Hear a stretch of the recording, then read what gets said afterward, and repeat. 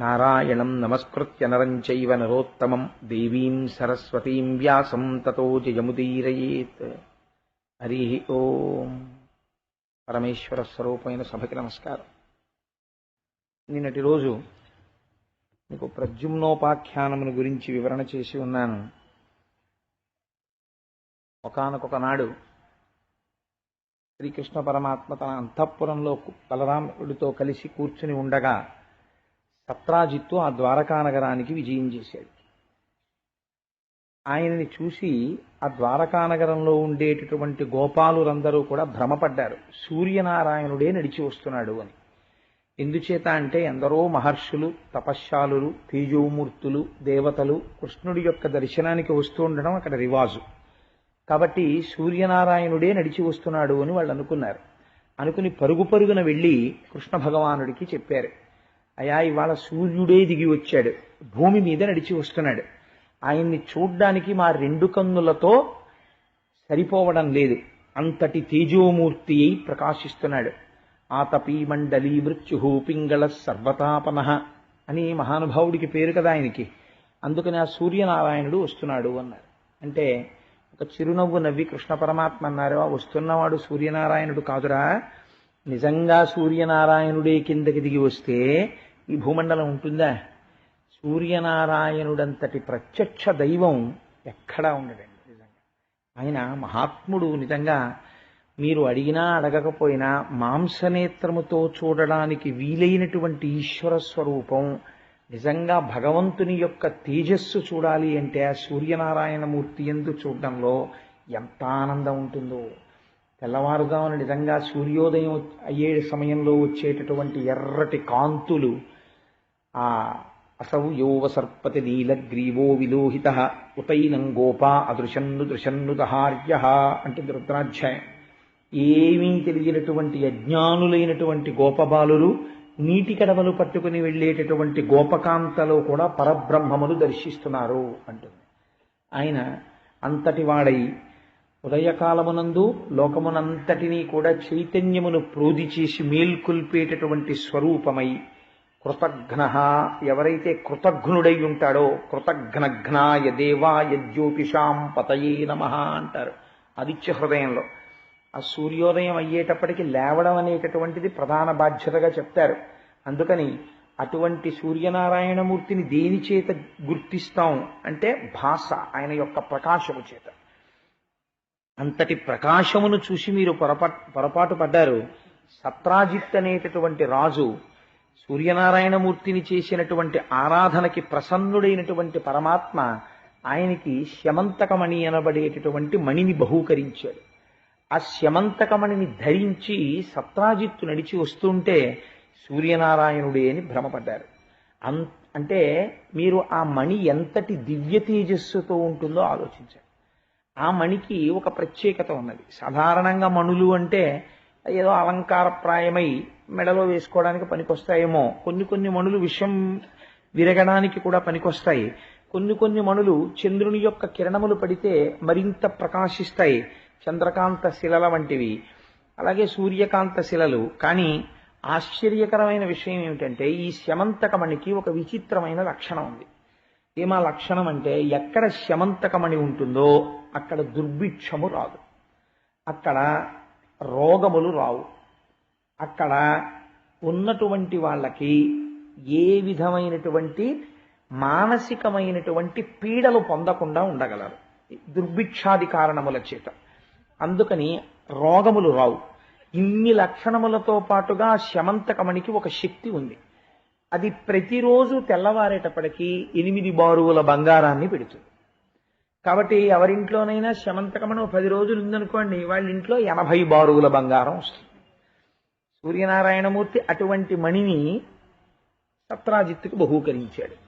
ఇప్పుడు ఆయన అటువంటి మణి ఆయన దగ్గర ఉంది అంటే లోకానికి అంతటికీ చాలా ఆశ్చర్యకరమైన విషయం కదా. అది పెట్టుకుని ఎక్కడికి వస్తున్నాడు, ఇది మీరు శమంతకోపాఖ్యానంలో గమనించవలసినటువంటి విషయం. ఇటువంటి మణులకన్నింటికీ కూడా మణి అయిన వాడెవడున్నాడో వారి దగ్గరికి వస్తున్నాడు. వస్తున్నవాడు ఏ బుద్ధితో వస్తున్నాడు, ఇది చాలా ప్రధానం. మణిని ధరించాడు, ధరించి కృష్ణ దర్శనానికి వస్తున్నాడు. ఈ వార్త ముందే కృష్ణుడికి చేరింది. వస్తున్నవాడు సత్రాజిత్తు అని తెలుసుకున్నాడు. ఈ స్యమంతకమణితో వచ్చాడు. వచ్చి కృష్ణ దర్శనం చేశాడు. చేస్తే భగవానుడు చెప్పేటటువంటి మాట మీద విశ్వాసం ఉండాలి. విశ్వాసము అత్యంత ప్రధానం. అందుకే మనకి ఏం చెప్తారంటే, ఏది ప్రమాణము, నేను సనాతన ధర్మమునందున్నాను అనడానికి ఏది ప్రమాణము అంటే, వేదమును నమ్మినవాడెవరో వాడు మాత్రమే సనాతన ధర్మమును నమ్మినవాడు. అందుకే మనకి వేదం విషయంలో ఒక మినహాయింపు ఉంది. వేదం నీకొచ్చా రాదా ఇబ్బంది లేదు. ఏమంటే నాకు వేదం రాదు, అసలు నాకు వేదంలో ఒక మంత్రం తెలియదు, స్వరంతో పలకలేను, మరి అయితే నేను ఇంకా అయోగ్యుడనేనా, నేను సనాతన ధర్మంలో లేనట్టే. పెద్దలు అన్నారు, నువ్వేం బెంగపెట్టుకోకు. సనాతన ధర్మమునకున్న గొప్పతనం ఏమి అంటే, నీవు వేదము చదువుకోక్కర్లేదు, కానీ వేదమును చదువుకుని సుస్వరంతో పలకగలిగినటువంటి వేద పండితుడు కనపడ్డప్పుడు నువ్వు సాష్టాంగం చేసి నమస్కరించు. ఆ వేదము యొక్క ప్రమాణమును అంగీకరించాలి. అందుకే ధ్వజస్తంభానికి నమస్కరిస్తే కానీ దేవాలయంలోకి వెళ్ళకూడదు. ధ్వజస్తంభమే వేద ప్రమాణము. వేద ప్రమాణమును ఈశ్వరా నేను అంగీకరించాను, అది అంగీకరిస్తే మీరు లోపలికెడతారు. ఏ స్వామి ముందు ధ్వజస్తంభం ఉంటుందో ఆయనకి మాత్రమే ఉత్సవం చెయ్యాలి. అన్య దేవతలకి ఉత్సవం చెయ్యడానికి వీల్లేదు ఆలయంలో. ఎందుకో తెలుసా అండి, ధ్వజస్తంభం లేకుండా దేవతలకి ఆలయం ఉంటే ప్రధానమూర్తి పేరు మీద ఏ ఉత్సవం జరుగుతోందో అదే ఉత్సవం అంతే తప్ప మిగిలినటువంటి పరివార దేవతల యొక్క ఉత్సవాలు చేయడానికి వీల్లేదు. మీరు కావాలంటే చూడండి, వెంకటాచలంలో ఆదివరాహమూర్తి దేవాలయానికి ధ్వజస్తంభం ఉండదు. అందుకే ఆదివరాహమూర్తికి ప్రత్యేకమైనటువంటి ఉత్సవాలు ఉండవు. అలాగే వెంకటాచలంలో స్వామివారి ఆనంద నిలయం పక్కనే నరసింహస్వామికి గుడి ఉంది, యోగ నరసింహస్వామి ఆయన. అసలు ఆ మూర్తి ఎవరు చేశారో కూడా ఎవరికీ తెలియదు. ఎప్పుడో అనంతాళ్వార్ల టైంలో ఒకసారి దొరికింది ఆ మూర్తి. ఇలా కూర్చుని ఉంటారు ఆయన. ఆ కూర్చున్నటువంటి యోగ నరసింహమూర్తి యొక్క మూర్తిని తీసుకొచ్చి ప్రతిష్ఠ చేశారు, కానీ ధ్వజస్తంభం లేదు. అందుకే ప్రత్యేకంగా యోగ నరసింహస్వామికి ఉత్సవాలు ఉండవు. ఏ ఉత్సవం చేసినా ఆ ప్రధానమూర్తి అయినటువంటి ఏడుకొండలవాడి ఉత్సవం కిందే పరిగణన చేస్తారు.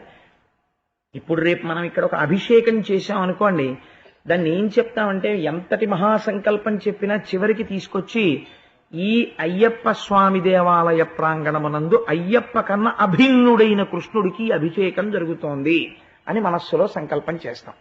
అప్పుడు ఏమవుతుంది అంటే ఆయనకే జరిగినట్టు. ఇదొక చిత్రమైనటువంటి విషయం. కాబట్టి ఇప్పుడు వచ్చినటువంటి సత్రాజిత్తు అటువంటి శమంతకమణిని ధరించి వచ్చాడు. భగవంతుని మాట మీద విశ్వాసమే మనకి ప్రమాణము. అందుకే సనాతన ధర్మమునకి ఏది ప్రమాణము? వేదమే ప్రమాణము. వేదం ఎవరు చెప్పారు? వేదం ఎవ్వరూ రాయలేదు. వేదము అపౌరుషేయము. ఈశ్వరుడు మాట్లాడాడు. ఎవరితో మాట్లాడాడు? యోగ సమాధిలో ఉన్నటువంటి తపస్సమాధిలో ఉన్నటువంటి ఋషులకి చెవుల దగ్గర వినపడ్డాయి కొన్ని మాటలు, ఒక స్వరంతో వినపడ్డాయి. ఆ వినబడిన మాటలు ఏవి ఉన్నాయో వాళ్ళు దాన్ని మళ్ళీ అదే స్వరంతో తమ శిష్యులకి చెప్పారు. ఆ శిష్యులు మళ్ళీ స్వరంతో తమ శిష్యులకి చెప్పారు. పరంపరాగతంగా పుస్తకంలో వ్రాసి చదువుకోమని చెప్పకుండా గురువు శిష్యుడు కూర్చుని సహనావవతు సహనాభునక్తు సహ వీర్యం కరవావహై తేజస్వినావధీతమస్తు మా విద్విషావహై అని, నేను చెప్పేది వీడు అర్థము చేసుకునే శక్తి కలుగుగాక, నేను వీడు ఒకటి అగుగాక, నా శక్తి వీడిలో ప్రవేశించుగాక. అందుకే మంత్రోపదేశం చేస్తే అంతక్రతూ చేస్తాడు గురువు. చేసి తన కాలి బొటనవేలికి తాడు కట్టుకుని శిష్యుడు కడతాడు. కట్టి ఏకోన్ముఖం చేస్తాడు. ఇద్దరి మధ్య ఒకే రకమైన అభిప్రాయం ఏర్పడ్డాక నేను దీని యందు విశ్వాసముతో ఉంటాను అన్ని ప్రమాణములు చేశాక అప్పుడు గురువు ఉపదేశం చేస్తాడు మంత్రాన్ని. మననాత్ త్రాయతే ఇది మంత్ర. ఆ మంత్రాన్ని మననం చేసినంత మాత్రం చేతది గట్టెక్కించేస్తుంది బీజాక్షరములతో కూడి. కాబట్టి ఈశ్వర వాక్కు మనకి ప్రమాణము. ఈశ్వరుడు ఒక మాట చెప్పాడనుకోండి, దాన్ని మనం ప్రమాణముగా స్వీకరిస్తాం. ఇంకా మన బుద్ధి మనం పెట్టక్కర్లేదు. ఇంటికి పెద్దవాడు తండ్రి చెప్తాడు, రే అలా చెయ్యకు అంటాడు. ఎందుకు చేయకూడదు అని కొడుకు అడిగాడు అనుకోండి, లాగి లెంపకే కొడతాడు. అదేంటంటే అలా అడిగినందుకే కొట్టేస్తారంతే. నీకు చెప్పక్కర్లేదన్నీ, తండ్రి గారు చెప్పాడు చేయడమే అంతే. నీకు తెలుస్తుంది తర్వాత అలా ఎందుకు చెప్పారో. నీకు ప్రతి విషయం చెప్పిన విషయం ఇందుకు చెప్పబడినది అని ఏం చెప్పక్కర్లేదు. అందుకే వేదం చెప్తే రాజశాసనంలా చెప్తుంది. రాజశాసనంలా చెప్పినటువంటి వేదం అప్పటికి కొంచెం బాధగా ఉంటుంది. ఏమిటో ఇలా చెప్పింది, ఇది కుదురుతుందా, అలా ఎందుకు చెప్పాలి అని. అప్పుడు వంటింట్లోకి తీసుకెళ్ళి, నీ మొహం ఎక్సా, నీకేం తెలుసురా, నాన్నగారు చెప్పారంటే ఆయన అనుభవంతో చెప్పారు, ఆయన మాట విని ఎంతమంది బాగుపడ్డారో, ఆయన ఏం ఉత్తినే చెప్పరు, ఆయన చెప్పినట్టు చెయ్యి అని మళ్ళీ మిత్రవాక్యంలా అమ్మ చెప్తుంది లోపలికి తీసుకెళ్ళి. అది పురాణం. పురాణం మిత్రవాక్యం పలికినట్టు పలుకుతుంది. ఇంకా నీ చేయడమా వద్దా, ఇన్నేళ్ళు వచ్చినా ఇంకా మా నాన్నగారు నాకు చెప్పడం ఏమిటి అనుకుంటుంటే భార్య గదిలోకి తీసుకెళ్ళి, అబ్బబ్బా ఊరుకుందరూ చిన్నప్పటి నుంచి పెంచి పెద్ద చేసి మీకోసం అహర్నిశలు తాపత్రయపడిపోతారే, పిచ్చైన మామయ్య గారు ఒక్క మాట అంటే అంత పొడి చేసుకుంటారేమిటి, ఇప్పుడేమిటి మీకు షష్ఠి పూర్తి అయిపోయినా కూడా మామయ్య గారు అలాగే చెప్పాలి, అలా చెప్పించుకుని తండ్రి ఉండడం ఎంత అదృష్టం అండి, మీరు వినాలి చక్కగాను, అది మీ భాగ్యం అనుకోవాలి. అంతేకాని నాన్న మామయ్య గారు దెబ్బలాడారని బాధపడతారేమిటండి, ఎంత అదృష్టవంతులండి మీరు అంటుంది. ప్రియురాలు పలికినట్టు మాట్లాడుతుంది కావ్యం. ఇవన్నీ ఏవి మాట్లాడతాయి, తండ్రి మాటనే మాట్లాడతాయి. ఆ వేదాన్నే పురాణం మాట్లాడుతుంది, ఆ పురాణాన్నే కావ్యం మాట్లాడుతుంది. కాబట్టే పురాణవాక్యం వేదవాక్యానికి విరుద్ధంగా ఉండదు, కావ్యవాక్యం వేదవాక్యానికి విరుద్ధంగా ఉండదు. ఇవన్నీ ఎందులోకి ప్రవేశిస్తాయి, మళ్ళీ వెళ్ళి వేదంలోకి వెళ్ళిపోతాయి. కాబట్టి ఇప్పుడు వేదమును గురించే అక్కడ ఉన్న మాట, ఈశ్వరుడు మాట్లాడుతున్నాడు ఇప్పుడు ఒక మాట. ఇప్పుడు ఈశ్వరుడు ఏది మాట్లాడుతున్నాడో అది వేదం. ఆ మాట విన్నాడో ఉద్ధరింపబడతాడు, ఆయన మాట వినలేదో దెబ్బతింటాడు. ఇప్పుడు వచ్చాడు సత్రాజిత్తు లోపలికి, కృష్ణ పరమాత్మ నోరు విప్పి మాట్లాడుతున్నారు.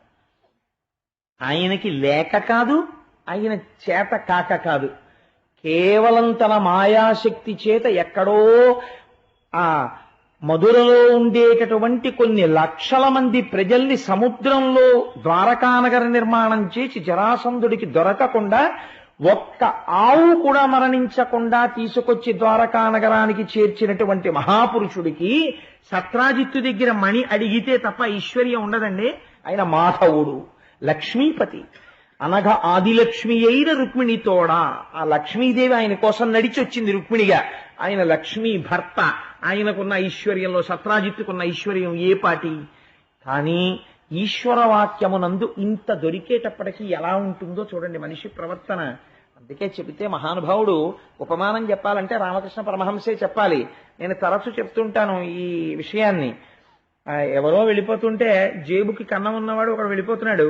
ఆ జేబుకున్నటువంటి కన్నంలోంచి ఓ రూపాయి కాసు కింద పడి దొల్లింది. దొల్లి అది ఒక కప్పు ఉన్న కన్నం దగ్గర పడింది. ఆ కప్పు ఆ కన్నంలోకి ఆ రూపాయి తీసుకుని అటు ఇటు చూసింది. అంతే, దానికి అహంకారం వచ్చేసింది. అటుగా రాజుగారు పట్టపట ఏనుగు మీద ఎక్కి వస్తున్నారు. ఈ చేత్తో రూపాయి ఎట్టుకుంది, రూపాయి ఉంది నా దగ్గర అని ఈ కాలు ఎత్తింది. బుద్ధి లేదు, నేనుంటే నా మీదగా నడిచొస్తాను, పో పక్కకంది. ఏనుగు వింటుందా, తొక్కేసింది. కప్ప చేతిలో రూపాయి పెడితే ఏనుగు మీద కాలెత్తిందన్నారు రామకృష్ణ పరమహంస. యుక్తాయుక్త విచక్షణ మరిచిపోతాడు మనిషి. ఎందుకు చెప్పాడు అన్న ఆలోచన ఉండదు. ఇంకా కన్ను కప్పేస్తుంది. ఎవరో ఉంటారు మహాత్ములు, ఐశ్వర్యవంతులై కూడా వినయంతో ఉండగలిగిన వారు కొద్దిమందే ఉంటారు. వాళ్ళకి ఈశ్వరానుగ్రహం సర్వకాలముల యందు ఉంటుంది. కాబట్టి ఆయన్ని చూసి అన్నాడు, ఈ మణి నువ్వు ఉగ్రసేనుడికి ఇచ్చేస్తే బాగుంటుందయ్యా అంటే, మహారాజు ఆ గోపబాలురందరికీ కూడా ఆయన రాజు. మహారాజు వారికి ఇస్తే కొన్ని ప్రయోజనాలు ఉంటాయి. ఒకటి, రాజ్యమునందు ఏ విధమైనటువంటి అరిష్టము ప్రబలదు. ఇది ప్రజలందరికీ ఉపయోగపడుతుంది. నీ ఒక్కడి దగ్గర ఉండడం వల్ల నీకు కొంత ఇబ్బంది కలిగిస్తుందేమో అన్న భావనతో ఈ శమంతకమణిని ప్రభువుకి బహూకరించు అని కృష్ణ పరమాత్మ అన్నారు. అనగానే ఆ వచ్చినటువంటి సత్రాజిత్తు మనస్సులో ఒక ఆలోచన బయలుదేరింది. అమ్మని యాదవ విభునకు ఇమ్మని హరి అడుగా అతడీక ధనీచ్చం పొమ్మని పలికెను చక్రికి ఇమ్మని ఈకున్న మీద నేమౌనంచున్. ఏమాశ్చర్యమో చూడండి. చిన్న పద్యంలో అవతలవాడిలో ఉన్న భావాలన్నీ పెట్టేశారు పోతన గారు. అమ్మని యాదవ విభునకు ఇమ్మని హరియడుగా, ఆ మణి యాదవ విభుడికి రాజుకి ఇవ్వవయా అని కృష్ణుడు అడిగితే, ఆతడీక ధనీచ్చన్ పొమ్మని పలికెను. ధనీచ్ఛ చేత, ఏ కారణము చేత ఇయ్యలేదు. ఇది చాలా ప్రధానమైన మాట. మణిని ఇవ్వకపోవడానికి కారణమేమి? ఆ మణి అందంగా ఉంది నేను వేసుకుందామని కాదు. రోజు పెట్టేటటువంటి 8 బారుల బంగారం పోతుంది మణిచ్చేస్తే. అందుకని ఆతడీక ధనేచ్చన్ పొమ్మని పలికెను. నేను ఇవ్వనయా, చక్రికి ఇమ్మని ఈకున్న మీద నేమౌనంచున్. కృష్ణుడికి మణి ఇవ్వకపోతే ఏమవుతుంది? ఏం చేస్తాడేంటి? మన ఏం చేయగలడు? మన ఏమీ చేయలేడు. ఇది ఆయనకి లోపల వచ్చినటువంటి ఆలోచన. అందుకని నేను ఇవ్వని మణిని అన్నాడు. మీరు ఒక విషయాన్ని బాగా గమనించాలి. దరిద్రము అన్న మాట ఇద్దరి యందు ప్రయోగింపబడుతుంది. ఎవరి యందో తెలుసా అండి? దరిద్రము అంటే కడుపులో ఆకలి ఉంటుంది, తినడానికి పదార్థం ఉండదు, వాడు దరిద్రుడే. ఎందుకంటే తినడానికి జీర్ణశక్తి ఉంది, కానీ తిందామంటే ఏమీ ఉండదు. ఇంకొకడు ఉన్నాడు, ఇంట్లో అన్నీ ఉన్నాయి, కప్పు కాఫీ 10 నిమిషాలు ప్రశాంతంగా కూర్చొని తాగలేడు. ఎందుకు తాగలేడంటే ఎప్పుడు ఏదో ఒకటి ఇబ్బంది వాడికి, ఏదో ఒక రూపంలో. సెల్లన్నా మోగుతుంది, లేకపోతే వ్యాపారం, అస్తమానం పరిగెడుతుండాలి, అక్కడికి వెడుతుండాలి, ఇక్కడికి వెళుతుండాలి, గుళ్ళోకి వచ్చి కూడా సెల్లే, భాగవతంలో కూడా సెల్లే. వాడి దరిద్రం అటువంటిది పాపం. ఎందుకంటే వాడికి ఈశ్వరుడి గురించి వినడానికి కూడా అది వాడిని అలౌ చేయదు. అది మోగుతుంది, వాడు వినాలి. కాబట్టి ఏమవుతుంది అంటే ఒకడు ఉండి తినలేడు, ఇంకొకడు లేక తినలేడు. ఇద్దరు అనుభవించేది మాత్రం దరిద్రమే. వాడికి తినడానికి కావలసినవి ఇంట్లో 36 పదార్థాలు ఉంటాయి, తినడానికి వాడికి టైం ఉండదు. వాడు కాని పొరపాటున తిందామని కూర్చున్నాడో ఎవరోళ్ళు వస్తారు, వాళ్ళతో అర్జెంటుగా మాట్లాడాలి, లేచిపోతాడు. కాబట్టి వాడు ఏమనుభవిస్తున్నాడు? జన్మజన్మాంతరములలో అనుభవించవలసిన దరిద్రాన్ని అనుభవిస్తున్నాడు. మరి ఇంట్లో ఐశ్వర్యం ఎందుకుంటోంది అంటే ఈశ్వరానుగ్రహం చేత ఐశ్వర్యం ఉంటుంది. కానీ వాడు మాత్రం కొంత దరిద్రం అనుభవించాలని ఈశ్వరుడి చేత వ్రాయబడి ఉన్నాడు. అందుకని దాన్ని మాత్రం అనుభవిస్తూ ఉంటాడు, తప్పదు. కానీ అనుగ్రహం ఉంది కాబట్టి అలా పోతూ ఉంటుంది, కానీ అనుభవిస్తున్నది దరిద్రమే. ఆ కోణంలో ఆలోచించినప్పుడు 2, ఐశ్వర్యం అనేటటువంటిది అర్థం లేని రీతిలో పెరిగిపోయింది అనుకోండి, చిట్ట చివరికి ఏమైపోతాడో తెలుసా అండి? అల్లావుద్దీన్ ఖిల్జీ అయిపోతాడు. అల్లావుద్దీన్ ఖిల్జీ ఏమయ్యాడు? అన్ని దేవాలయాలు బద్దలగొట్టేసి బంగారం అంతా మణుగులు తీసుకెళ్లి భూగర్భంలో దాచాడు. ఇంకో అరగంటలో పోతావు నువ్వు అన్నాడు. ఆ భూగర్భంలోకి వెళ్ళి బంగారు కాసులన్నీ కౌగిలించుకుని గడియారం వంక చూడను, దొల్లను, ఏడ్వను. 29వ నిమిషం అయిపోయిన తర్వాత నాలుక బయట పెట్టి 2 పళ్ల మధ్యలో కరిచేసుకుని చచ్చిపోయాడు, రక్తం కారుతూ. ఐశ్వర్యం ఏమైపోతుందో అని. ఏమవుతుంది చివరికి? తను పట్టుకెళ్ళేది అర్ధనా పట్టుకెళ్ళదు. ఆఖరికి ఎంత సంపాదించినా ఒక సైనుగుడ్డ తీసుకొచ్చి పైన కప్పి కట్టెల మీద పెట్టేటప్పుడు తీసి పక్కన పారేస్తే రుద్రభూమిలో చాకలుంటాడు పట్టుకోవడానికి, వాడు తీసుకెళ్ళిపోతాడు. ఎలా అమ్మ కడుపులోంచి వచ్చాడో అలా వెళ్ళిపోతాడు. ఈ మధ్యలో పెద్ద అల్లరి. కానీ ఐశ్వర్యం అధికం అయిపోయింది అనుకోండి, దానిలోంచి వచ్చేటటువంటి ప్రమాదములు కొన్ని చెప్పింది శాస్త్రం. రామాయణంలో రావణాసురుడి విషయంలో ఇవి చర్చకు వస్తాయి. ఏమిటో తెలుసా అండి? మొట్టమొదటిది ఏది? అభద్రతాభావము. ఎందువల్ల అంటే భయం. ఏమైపోతుందో, ఇదంతా ఏమైపోతుందో, ఎవడికి తెలిసిపోతుందో, ఏం చేస్తాడో, నన్ను ఏమడుగుతాడో, ఎవడు ఎందుకు వస్తున్నాడో, ఎప్పుడూ భయమే. 1 అభద్రత, 2 నిష్కారణంగా వాడికి విపరీతం అయిపోయింది అనుకోండి ఐశ్వర్యం. అయిపోవడమే కాదు, తెల్లారైనప్పటికీ తెలిసిపోతుంది వాడి అకౌంట్ అందరికీ. వాడు తప్ప అకౌంట్ కూడా చెప్పలేడు. ఊరుకుందరో మీ 6 అయిపోయింది కదా, 8 బారులు పెట్టేసి ఉంటుంది అంటాడు. లేదండి నా దగ్గర ఏమీ అనడానికి కూడా లేదు. ఊరుకోండి 8 బారులు పెట్టేసి ఉంటుంది కదండి శమంతకమని, ఇంత మొక్క ఇవ్వడానికి పెద్ద మీకు ఇది అయిపోయిందిట అంటాడు. కాబట్టి ఏమైపోతుంది? లోక నిందకి గురైపోతాడు. రావణాసురుడు నిందపడ్డానికి అదో కారణం, అధిక ఐశ్వర్యం. ఇన్ని నువ్వు తట్టుకోలేవురా, రోజుకు 8 బారులు పెట్టేస్తాంది, అది నీకు ప్రమాదం తీసుకొస్తుంది. అంత ఐశ్వర్యంలో కొంత భాగం ఈశ్వరార్చన వైపుకి నడవలేదనుకోండి, ఇది బరువై పామై కూర్చుంటుంది ఇంట్లో. పగయగల్గనేమి పామున్న ఇంటిలో ఉన్నయట్లుగాక ఎట్టులుండు అంటాడు మహాభారతంలో నన్నయ్య గారు. పాము టీవీ చూస్తుంటే హాల్లో కనపడింది అనుకోండి, కాసేపటికి పాము బెడ్రూమ్ లో వెళ్ళిపోయింది అనుకోండి, అమ్మాయి గొడవ వదిలిపోయిందండి, ఇంకా మా ఇంట్లో ఇప్పుడు హాల్లో లేదు, బెడ్రూమ్ లో పోయింది కదా పాము అని హాల్లో టీవీ చూస్తే మీరు కూర్చుంటారా? పాము ఉంది బెడ్రూమ్ లో. కాబట్టి ఇంట్లో ఏ గదిలో ఉన్నా భయమే పాము ఉన్నప్పుడు. ఐశ్వర్యం ఎక్కువైపోయింది అనుకోండి, ఇల్లంతా అభద్రతే. మెయిన్ గేట్ దగ్గర నుంచి ఎవడొచ్చినా ఆగది వేపే బెంగ. వీడికి తెలిసిపోలేదు కదా.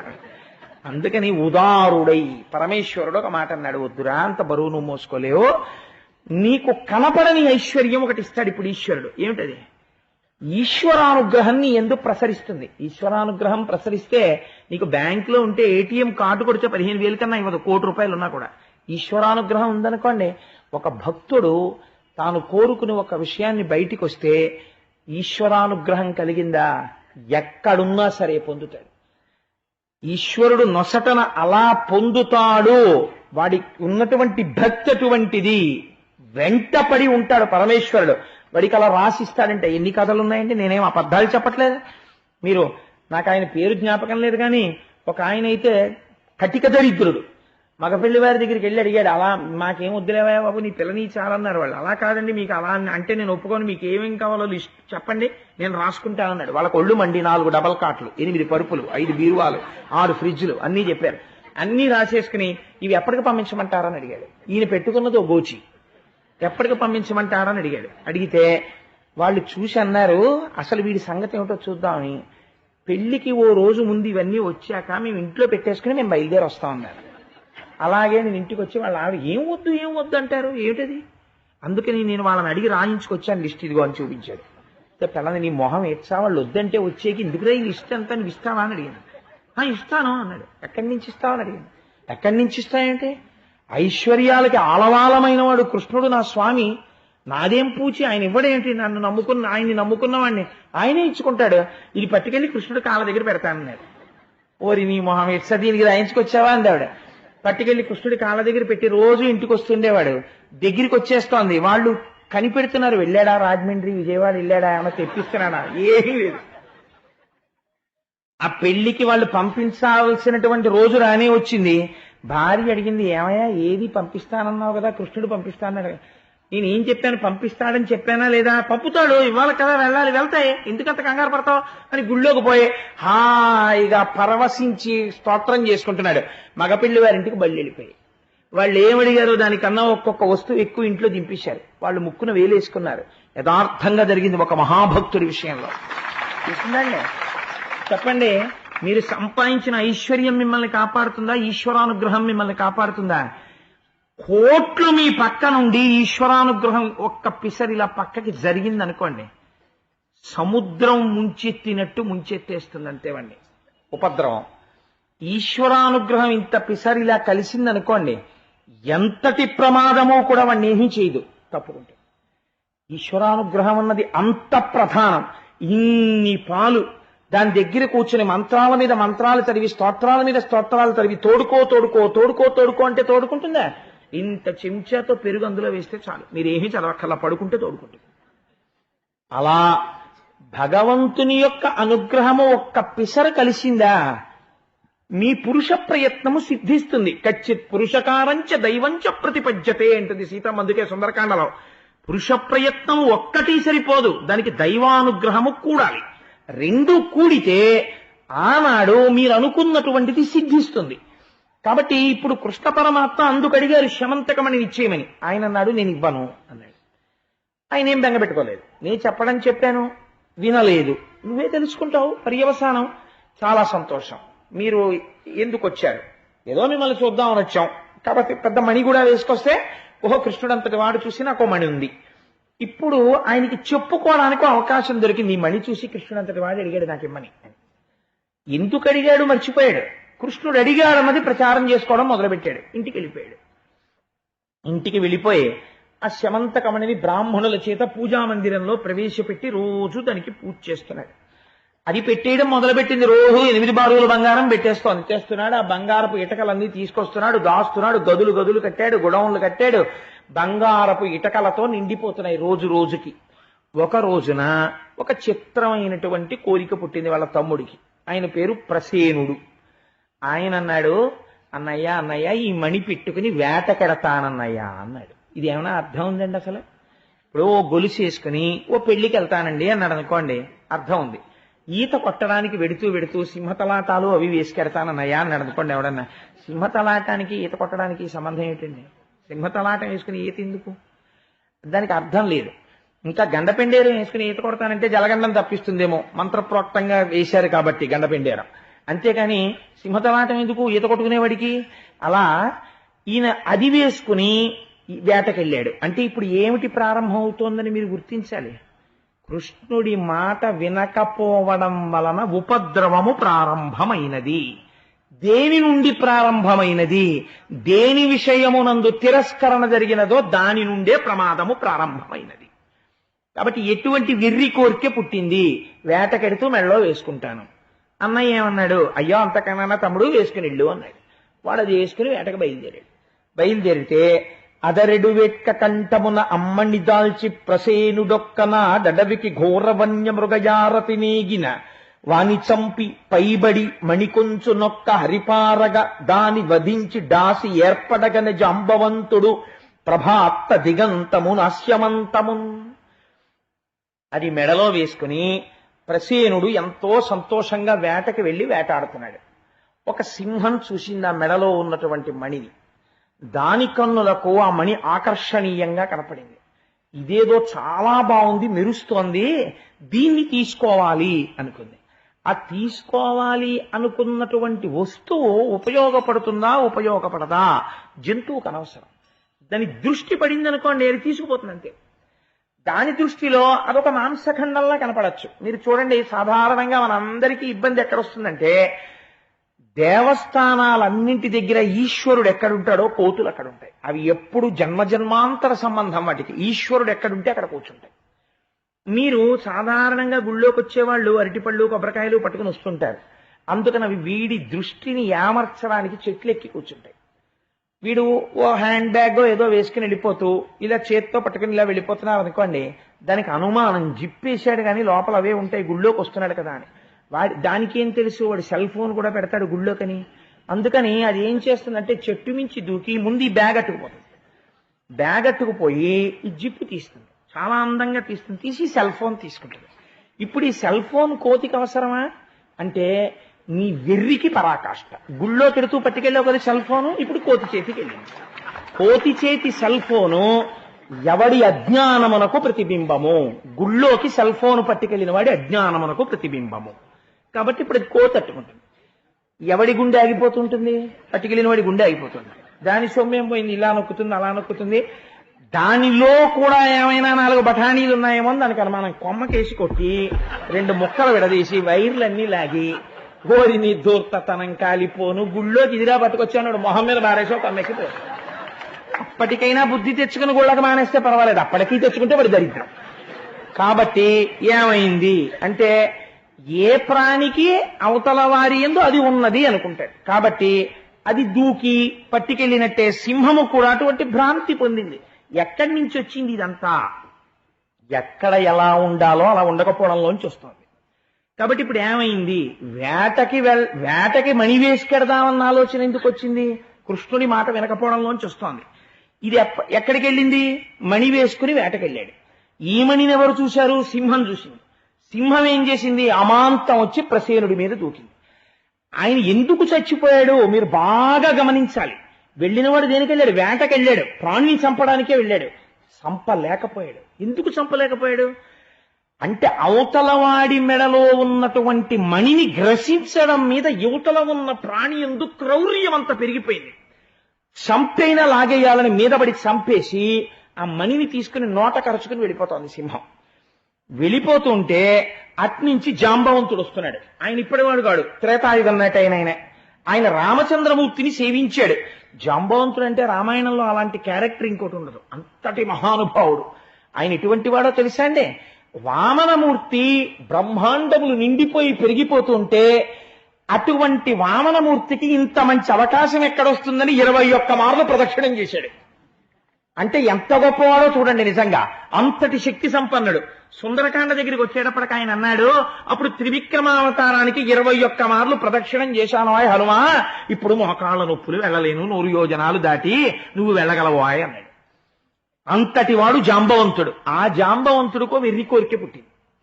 యుద్ధంలో సముద్రానికి సేతువు కట్టి రామచంద్రమూర్తి ఆవలివేపుకి వచ్చి దశకంఠుడి యొక్క 10 తలకాయలు కోసేస్తున్నప్పుడు రామాయణం మీరు విన్నారు కదా, యుద్ధకాండలో రామరావణ యుద్ధం జరుగుతున్నప్పుడు మిగిలిన వాళ్ళందరూ ప్రేక్షకులు, ఇంకా యుద్ధం చేయలే. అసలు ఇలాంటి యుద్ధం చూడకపోతే ఎలాగని అందరూ అవతల బారేసి ధనస్సులు బాణాలు కూర్చుని చూడడం మొదలెట్టారు. వాల్మీకి మహర్షి ఉపమానం చెప్పడానికి ఆయనే సాటి. ఆయన అన్నారు, సముద్రానికి సముద్రం ఉపమానం, రామరావణ యుద్ధానికి రామరావణ యుద్ధం ఉపమానం, దానికి ఉపమానం లేదన్నారు. అలాంటి అస్త్రశస్త్ర ప్రయోగం జరిగింది. చూశాడు జాంబవంతుడు, ఆయనకు ఒక కోరిక పుట్టింది. అబ్బా, ఏమి మొనగాడరా, ఏమి పరాక్రమం రా మహానుభావుడిది, ఏమి యుద్ధం చేశాడరా, ఒక్కసారి ఇంట్లో యుద్ధం చేయాలనుకున్నాడు. అంతా అయిపోయిన తర్వాత రాముడు వచ్చి, ఏమిటి నీ కోరిక అంటే, ఓసారి మీతో యుద్ధం చేయాలనుందన్నాడు. ఆయన మర్యాదా పురుషోత్తముడు, తనకి ఇంత సాయం చేసినటువంటి స్నేహితుడితో సరదాకి కూడా యుద్ధం చేయడు. రామాయణం నేర్చుకున్నవాడిది తెలుసుకోవాలి.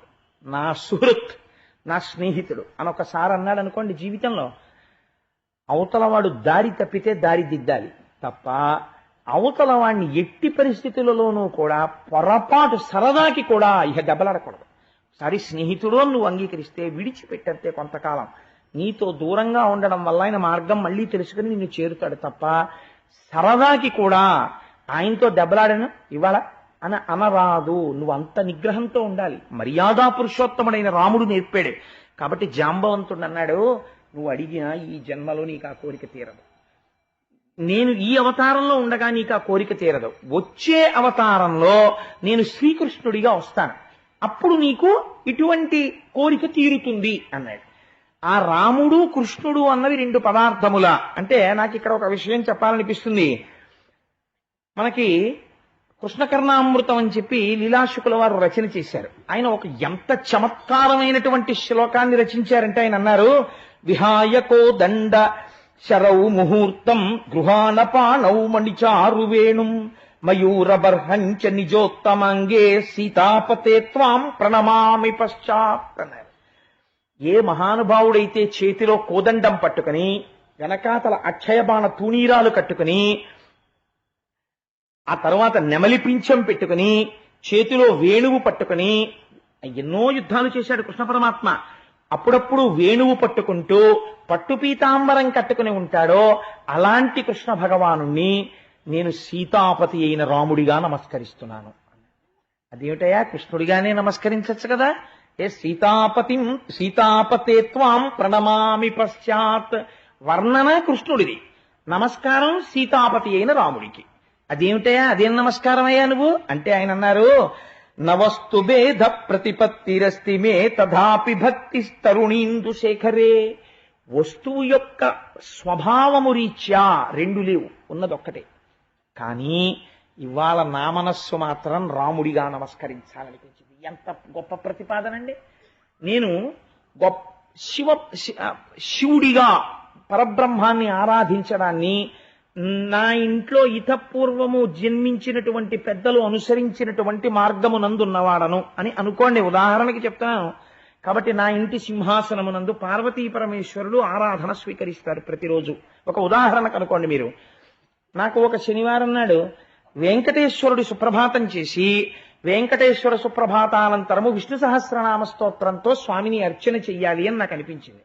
అప్పుడు వెంటనే నేను పూజకు కూర్చుని నా మనస్సు చంపేసుకుని, నేను ఏమో అదేంటి శైవుల్లో పుట్టాను, నేనేమో పార్వతీ పరమేశ్వరులకి మా నాన్నగారు పూజ చేశారు, తాతగారు పూజ చేశారు, నేనేమో ఇవాళ విష్ణు సహస్రనామ స్తోత్రం చదివితే, ఆరి ధూర్తుడా నీకు విష్ణు సహస్రం కావలసి వచ్చిందిరా, నీకు రోజు ఓం నిధనపతయే నమః ఓం నిధనపతాంతికాయ నమః అనేవాడివి, శనివారం వచ్చేటప్పటికి నీకేమో వెంకటేశ్వర స్వామి కావలసి వచ్చాడా, ఉండు నీ పని చెప్తానంటాడేమో పరమేశ్వరుడని చదవలేక విష్ణు సహస్రనామం అయ్యో ఏమనుకుంటాడో అని ఆ శివాష్టోత్తరమే చదువుకుని ఈనోడు తినేస్తున్నాడు నన్ను ఎదురుకుంటాను, చదువుకోనివాడు, ఎక్కడికి వెడదామన్నా ఇంట్లో ఆ శివుడు ఫోటో లేను, ఎక్కడ చదువుదామన్నా ఏమనుకుంటాడో భయమేను అని నువ్వు అంతే ఏం బెంగ పెట్టుకోక్కర్లేదు.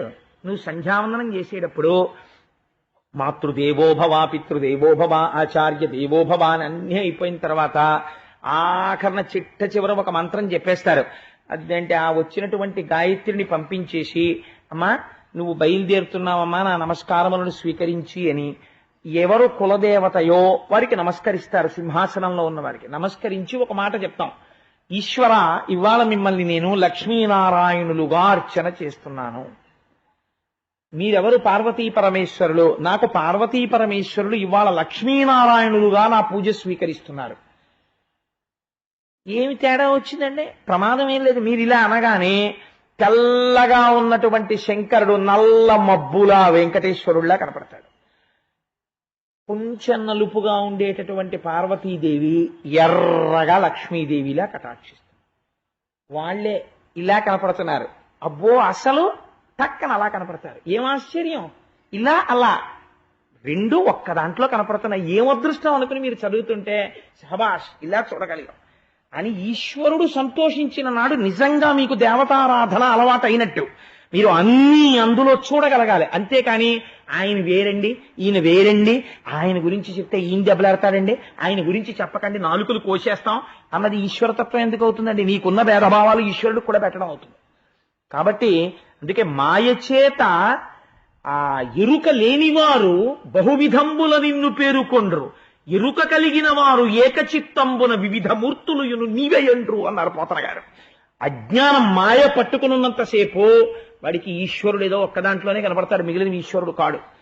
ఆ మాయ పోతే ఉన్నది ఒక్కటే పదార్థం అనగలుగుతాడు. అందుకని జాంబవంతుడు ఆ రోజున రాముణ్ణి వరం అడిగాడు. కానీ వరం ఎప్పుడు తీరింది? కృష్ణావతారంలో తీరుతోంది. ఎందుకని? వస్తురీత్యా పదార్థం ఒక్కటే. అదే రాముడు కృష్ణుడిగా వచ్చాడు. రాముడిగా ఎందుకు తీర్చాడు? మర్యాదా పురుషోత్తముడిగా ఉన్నాడు, స్నేహితుడితో యుద్ధం చేయడు. ఏమి ధర్మం అండి ఈశ్వరుడిది! ఎక్కడ ప్రవర్తించినా లోకానికో పాఠం చెప్తాడు ఆయన. అందుకని నిన్ను కృష్ణావతారంలో నీ ముచ్చట తీరుస్తానన్నాడు. ఇప్పుడు ఆ ముచ్చట తీరాలి. కాబట్టి ఇప్పుడు ఏమైంది? ఆ సింహం మణిని పట్టుకుని పోతూ ఉంటే జాంబవంతుడు చూశాడు. చూసి జాంబవంతుడు వెళ్లి సింహంతో యుద్ధం చేశాడు. జాంబవంతుడి బలం ముందు ఓ సింహం ఎక్కడ ఆగుతుంది? సింహాన్ని చంపి జాంబవంతుడు మణిని పట్టుకుని గుహలోకి వెళ్ళిపోయాడు. జాంబవంతుడికి తెలుసు అది తినే పదార్థం కాదు, అది కేవలము ఒక మణి. కాబట్టి ఇప్పుడు ఆ మణిని ఎక్కడ తీసుకెళ్లి పెట్టాడు అంటే దాన్ని తీసుకెళ్లి కని జాంబవంతుడామణి కొని పోజి సమీప శైల గుహజొచ్చి ముదంబున తన కూరిమిసుతునకు ఘన కేళి కందుకంబుగా చేసె నృప. కొడుకు పుట్టి ఉన్నాడు జాంబవంతుడికి. ఆ కొడుకు ఉయ్యాలలో ఊగుతున్నాడు. ఆ కొడుకు ఆడుకోవడానికి ఆ కొడుకు ఉయ్యాల పైదండె మీద ఈ మణి కట్టాడు. వాడు ఆ మణి చూసి ఉంగా ఉంగా అంత కాంతిగా ఉన్న వస్తువుని చూసి పిల్లల దృష్టిని తొందరగా ఆకర్షిస్తాయి కొన్ని వస్తువులు. ఏదో చిలుక టపటపటపటపలు ఆడుతోంది అనుకోండి, అదేదో కుయ్ కుయ్ అంటోంది అనుకోండి, వాళ్ళు వెంటనే దాని వైపు కన్నార్పకుండా చూసి ముందు దాన్ని ఇలా పట్టుకుని ఆ తర్వాత ఇలా నోటి దగ్గరికి తెచ్చుకుని నోట్లో పెట్టేసుకుని కొరికేద్దామని చూస్తారు. చూసి అదేదో కుయ్కీలాడుతుంటే వీళ్ళు కూడా పెద్ద నవ్వులు నవ్వేసి ఆడేసుకుని పొంగిపోతారు. అందుకని ఇంత శమంతకమని చివరికి ఏమైంది దాని బతుకు అంటే జాంబవంతుడు కొడుక్కి ఆట వస్తువు అయింది. ఎందువల్ల అవుతోంది ఇది రోజు రోజుకి అంటే ఒకనాడు అడిగిన చోట ఇచ్చుంటే ఇవాళ ఈ పరిస్థితి వచ్చి ఉండేది కాదు. ఆ మణికి వచ్చి ఉండేది కాదు, సత్రాజిత్తుకి వచ్చి ఉండేది కాదు. ఇప్పుడు ఆ మణి ఎక్కడికి వెళ్ళింది? ఒక్క జాంబవంతుడికి తెలుసు. చచ్చిపోయిన సింహం మాట్లాడదు, చచ్చిపోయిన ప్రసేనుడు మాట్లాడదు, చచ్చిపోయిన ఆయన గుర్రం మాట్లాడదు. కాబట్టి ఇప్పుడు ఆ మణి ఎక్కడుందో ఎవరికి తెలుసు? ఒక్క జాంబవంతుడికే తెలుసు. ఇప్పుడు విచిత్రం ఏం జరిగింది అంటే సాక్ష్యం పోయింది. మణి పోయింది, మణితో సాక్ష్యము పోయింది. ఎవరు పట్టుకెళ్లారు ఎవరికి తెలియదు. ఆయన ఏం తెలివి తక్కువవాడా సత్రాజిత్తు? ఎంతమంది సైన్యాన్నో పంపించాడు, అన్ని దిక్కులా వెతికించాడు. చిత్రం ఏమిటంటే ఆయన కర్మ అలా ఉంది. అసలు ప్రసేనుడు చచ్చిపోయినటువంటి చోటు కాని గుర్రం కాని కనపడలేదు. కాబట్టి ఆయన ఏమని ప్రచారం చేశాడంటే నన్ను ఇంతకు ముందు ఈ మణి ఇమ్మని కృష్ణుడు అడిగాడు, నేను ఇవ్వను అంటే అందుకే ఆ రోజున పెద్ద బలవంతం చేయలేదు, పోన్లేండి మీరే ఉంచుకోండి అన్నాడు. మనం ఎలా అయినా కొట్టేయగలం అనుకున్నాడు. అని అప్పటి నుంచి బహుశः ఈ మణిని తస్కరించడానికి ప్రణాళిక వేశాడు. వేసి నా తమ్ముడు ఆ మణి పెట్టుకుని వేటకు వెడుతుంటే కృష్ణుడే ప్రసేనుణ్ణి సంహరించి ఆ మణిని అపహరించాడు అని కనపడ్డ వాళ్ళందరికీ చెప్పడం మొదలెట్టాడు. పాపం ఎక్కడ ప్రారంభం అవుతుందో తెలుసా అండి? ఒక వస్తువు పోయిందనుకోండి, ఒక వాచి జారిపోయిందనుకోండి, ఎక్కడ ఒక వాచి జారిపోగానే ఈశ్వరుడు ఆ వాచి వెళ్ళిపోవడానికి నిర్ణయించి వేరొకరికి ఎవరికో అందించాలని దాన్ని ఈశ్వరుడు సంకల్పం చేశాడు. దానికి కోటేశ్వరరావు నిన్ను అడిగితే ఇవ్వవు, నీ వాచి తీసుకుంటానని ఈశ్వరుడు తీసుకున్నాడు. నేను ఎంత అదృష్టవంతుడు. నేను మీరు అనుకున్నారనుకోండి, మనస్సు కొంత తృప్తిని పొందుతుంది. లేకపోతే ఏమవుతుందంటే వాచి యందు తాదాత్మ్యత పొందేశారనుకోండి, నేను అన్వేషించడం తప్పని నేను అంటలేదు, వాచి ఎక్కడ పడిపోయిందని వెతుక్కోవచ్చు, నేను తప్పట్టలేదు. కానీ వెంటనే నిన్నను కోటేశ్వరారు ఎన్నేళ్ళయిందండి మీ వాచి, ఇన్నేళ్ళైనా బాగుంది అన్నవాడి మీదకి దృష్టి వెళ్ళిపోయింది అనుకోండి, వాడు కానీ ఏమైనా కొట్టేశాడా అని మీరు అనుకున్నారనుకోండి, వాడు భక్తుడు అనుకోండి, ఇంకో పాపం మూట, ఇంకో 100 వాచీలు పోవడానికి కావలసినంత పాపం సిద్ధం. మనం ఏం చేస్తామంటే మనకు ఉండేటటువంటి బుద్ధి యందు ఉండే పొరపాటు తనం, ఏదైనా ఇంట్లో వస్తువు కనపడలేదనుకోండి, నేను సరిగ్గా వెతికానా అని ఆలోచించాడు. ముందు ఏమంటాడంటే ఎవరో అమాయకులు ఉంటారు, వాళ్ళ మీదకి వెళ్ళిపోతుంది దృష్టి, వెళ్ళిపోయి వాళ్లే తీసేశారేమో అంటాడు. ఆల్ రైట్, 2 రోజులు పోయిన తర్వాత ఆ వస్తువు దొరికింది, నువ్వేం ప్రాయశ్చిత్తం చేసుకుంటావు? నువ్వు ఎవరిని ఈ మాట అన్నావో వాళ్ళ దగ్గరికి వెళ్ళి నువ్వు చెప్పగలవా, 2 రోజుల క్రితం ఈ వస్తువు కనపడనప్పుడు నిన్ను నేను అనుమానించాను, కానీ ఆ వస్తువు దొరికింది, నిన్ను నేను అలా అనుమానించినందుకు నన్ను క్షమించు అని చెప్పగలిగిన సంస్కార బలం నీకుందా? నీకు ఖచ్చితంగా చెప్తా ఉండదు. అలా చెప్పలేదు. కానీ చూసేవాడు ఉన్నాడుగా, వాడు ఆ మూటంతా ఎత్తి భుజం మీద పెడతాడు, ఈ అనుమానంతో చేసినటువంటి పాపం అంతా. కాబట్టి ఏమవుతుంది అంటే ఇప్పుడు వెళ్ళి ఈ మణిలోంచి ఎన్నిన్ని పాపాలు పెరుగుతున్నాయో చూడండి. ఇప్పుడు ఎవరి వైపు చూపించాడు? కృష్ణుడి వైపు చూపించాడు. ఈశ్వర నింద మొదలెట్టాడు, భగవంతుడికి చౌర్యాన్ని అంటగట్టాడు. అసలు ఎవరిచ్చారు అది? సూర్యనారాయణుడు ఇచ్చాడు. సూర్యనారాయణుడు ఎవరు? కృష్ణనారాయణుడే. ఆయన ఈయన ఒకటే. ఆయన ఇచ్చింది ఆయన తీసుకున్నాడు అనుకోండి, దొంగతనం ఎందుకు అవుతుందండి? నువ్వు కొన్నాళ్ళు ఉంచుకోవా ఆయన ఇచ్చాడు, తీసేసుకున్నాడు, దొంగతనం అవుతుంది? అది అవదసలు. కానీ కృష్ణుడి యందు నేరారోపణ చేశాడు, కృష్ణుడే దొంగిలించాడు, కొత్త పాపం బయలుదేరి. ఇప్పుడు ఈ కొత్త పాపం బయలుదేరితే కృష్ణుడు తన మీద వచ్చినటువంటి అపనింద పోగొట్టుకోవాలి అనుకున్నాడు. ఈ అపనింద పాపుకోవడం కోసమని ఆయన ప్రయత్నం ప్రారంభం చేశాడు. ప్రారంభం చేసి అసలు ఎవరు వేసుకెళ్లారు రామని అని అడిగాడు. అదిగోనండి ఆయన పట్టుకెళ్ళాట, ఆ ప్రసేనుడు వేసుకెళ్ళాడు. సరే పదండి అడవిలోకి. తన బంధుమిత్రాదులందరినీ తీసుకుని బయలుదేరాడు. ఎందుకంటే ముందు వాళ్ళు నమ్మాలి, అందుకని బంధుమిత్రులందరితో కలిసి బయలుదేరాడు. ఇదో దురలవాటు ఉంటుంది ప్రపంచంలో. ఇన్నాళ్ళు మనతో ఉన్నవాళ్లే చిన్న అనుమానం వచ్చింది అనుకోండి, అలా చేయడు నా స్నేహితుడు అండం. ఆ కోటేశ్వరరావు గారు అర్జెంటుగా కావలసి వచ్చి 100 రూపాయల కాగితం చిల్లర మార్చుకోవడానికి ఒక కనపడని వెళ్ళకూడని చోటుకు వెళ్ళి 100 రూపాయల చిల్లర తీసుకున్నాడు అనుకోండి అనుకోకుండా. ఆ సమయంలో ఒకడు చూశాడనుకోండి, కోటేశ్వరరావుని ఎక్కడ చూసినా తెలుసా అండి అని అనేకూడదు. యుక్తాయుక్త విచక్షణ ఉండాలి. ఏ పరిస్థితులలో అక్కడ నిల్చోవలసి వచ్చిందో అది చూడకుండా నేరారోపణ చేసేయడమే. అందుకని మిత్రుడి మీద మాట అన్నారనుకోండి, నేను నిక్కచ్చిగా చెప్తున్నాను నా మిత్రుడు ఆ పని చేయడో అని నువ్వు అనగలగాలి. అది మిత్రత్వం అంటే. అనడు, ఎందుకున్నాడో నేను కనుక్కొస్తానుండండి అని అనగలగాలి మీరు స్వతంత్రంగా. అది ధైర్యం. పూరికంటే స్నేహితుడంటే అది. రేపు కుచేలోపాఖ్యానంలో చూద్దరు కానీ స్నేహితుడంటే అలా ఉంటాడు కృష్ణ భగవానుడు. కాబట్టి ఇప్పుడు ఈ బంధుమిత్రులందరికీ అనుమానం తీరాలి, అన్వేషణ మొదలు పెట్టాడు. చూడండి ఏ స్థితికి వచ్చిందో ఈశ్వరుడి స్థితి. ఎందుకని? ఒకరిని అడిగినటువంటి పాపానికి. లోకం పోకడ ఎలా ఉంటుందో చూపిస్తున్నారు, మోహబుద్ధి ధనమునందు ఎలా ఉంటుందో చూపిస్తున్నారు. అందుకని వెళ్ళాడు. వెళ్ళి వెతుకుతున్నాడు. అక్కడ ప్రసేనుడి యొక్క గుర్రము ఆయన కళేబరము కనపడ్డాయి, మణి లేదు. కాబట్టి ప్రసేనుడి గుర్రాన్ని ప్రసేనుణ్ణి ఎవరో చంపుండాలి. ఎవరు చంపుంటారు? మళ్లీ సాక్ష్యం కోసం వెతికారు. సింహం యొక్క అడుగుజాడలు కనపడ్డాయి. అయితే సింహం చంపింది. ఈ సింహం ఎటు వెళ్ళింది? సింహం అడుగుజాడలు వెళ్ళిన వైపుకి వెళ్ళారు. ఇప్పుడు సింహం అడుగుజాడల దగ్గర ఒక భల్లూకము యొక్క అడుగుజాడలు కనబడ్డాయి. అంటే ఈ సింహాన్ని ఒక భల్లూకం చంపింది. ఈ భల్లూకం ఎటు వెళ్ళింది? ఆ భల్లూకం ఉన్న వైపుకి వెళ్ళారు. వెళితే అది ఒక పర్వత గుహలోకి వెళ్ళిపోయి అడుగుజాడలు. ఇప్పుడు ఆ భల్లూకం ఎక్కడుంది? పర్వత గుహలో ఉంది. ఎవరా భల్లూకం? సింహాన్ని చంపిన భల్లూకం. కాబట్టి ఎవరు పడితే వాళ్ళు లోపలికి వెడతారు ఏమిటండి? మీరు వెళ్ళండి అంటారు. కొంచెం బలంగా ఉండేవాడిని ఏమంటారంటే, మీరు వెళ్ళండి మేస్టారు, మేము బయట ఉంటాం, ఇక్కడే ఉంటాం, ఎక్కడికి వెళ్ళిపోండి, మేము ఇక్కడ ఉంటాం, మీరు వెళ్ళి పని చేసుకొచ్చేయండి, మనం కలిసి వెళ్ళిపోదాం, మేము ఎక్కడికి వెళ్ళాం మీరు వచ్చేవరకు అంటారు. మీరు చాలా మందిని అక్కడే మీరు ఎంత స్నేహం చెయ్యొచ్చో తెలిసిపోతుంది. ఏం పర్వాలేదో నేనున్నాను, కష్టం వచ్చినప్పుడు కాకపోతే ఎందుకో, friend in need is a friend in deed, నేనున్నానన్నవాడు బంధువు. అంతేకాని వాడు కష్టంలో ఉన్నప్పుడు వీడికి సంతోషం సంకలు కొట్టుకుని ఇంట్లో చెప్పుకుంటాడు. వాడు ఇవాళ వృద్ధిలోకి వస్తే వాడికి ఏడుపు, తలుచుకుని ఏడుస్తుంటాడు. వాడు బంధువు ఏమిటంటే రాబంధువు. వాడు అందుకే పనికొస్తాడంతే, ఇంకొక దానికి పనికిరాడు దేహబంధువుగా వాడు. కాబట్టి అలాంటి బంధుత్వాలు ఎలా ఉంటాయో చూపిస్తున్నారు ఆ ఆఖ్యానంలో. వీళ్ళందరూ గుహ బయట ఉంటా ఉన్నారు. మీరు వెళ్ళి చూసిరండి అన్నారు. చూసిరండి అంటే ఏంటి? మీ మీద ఆపద ఎవరిది పని? మీది. మీ మీద వచ్చింది నింద, మా మీద వచ్చింది ఏమిటి? మేము ఎత్తుకుపోయామన్నారా? మీరు ఎత్తుకుపోయారన్నారు. ఇక్కడ వరకు అంటే ఏదో వచ్చాం మీతో పాటు, కాస్త కాఫీయో టిఫినో తింటూ దొరికితే తింటూ వచ్చాం.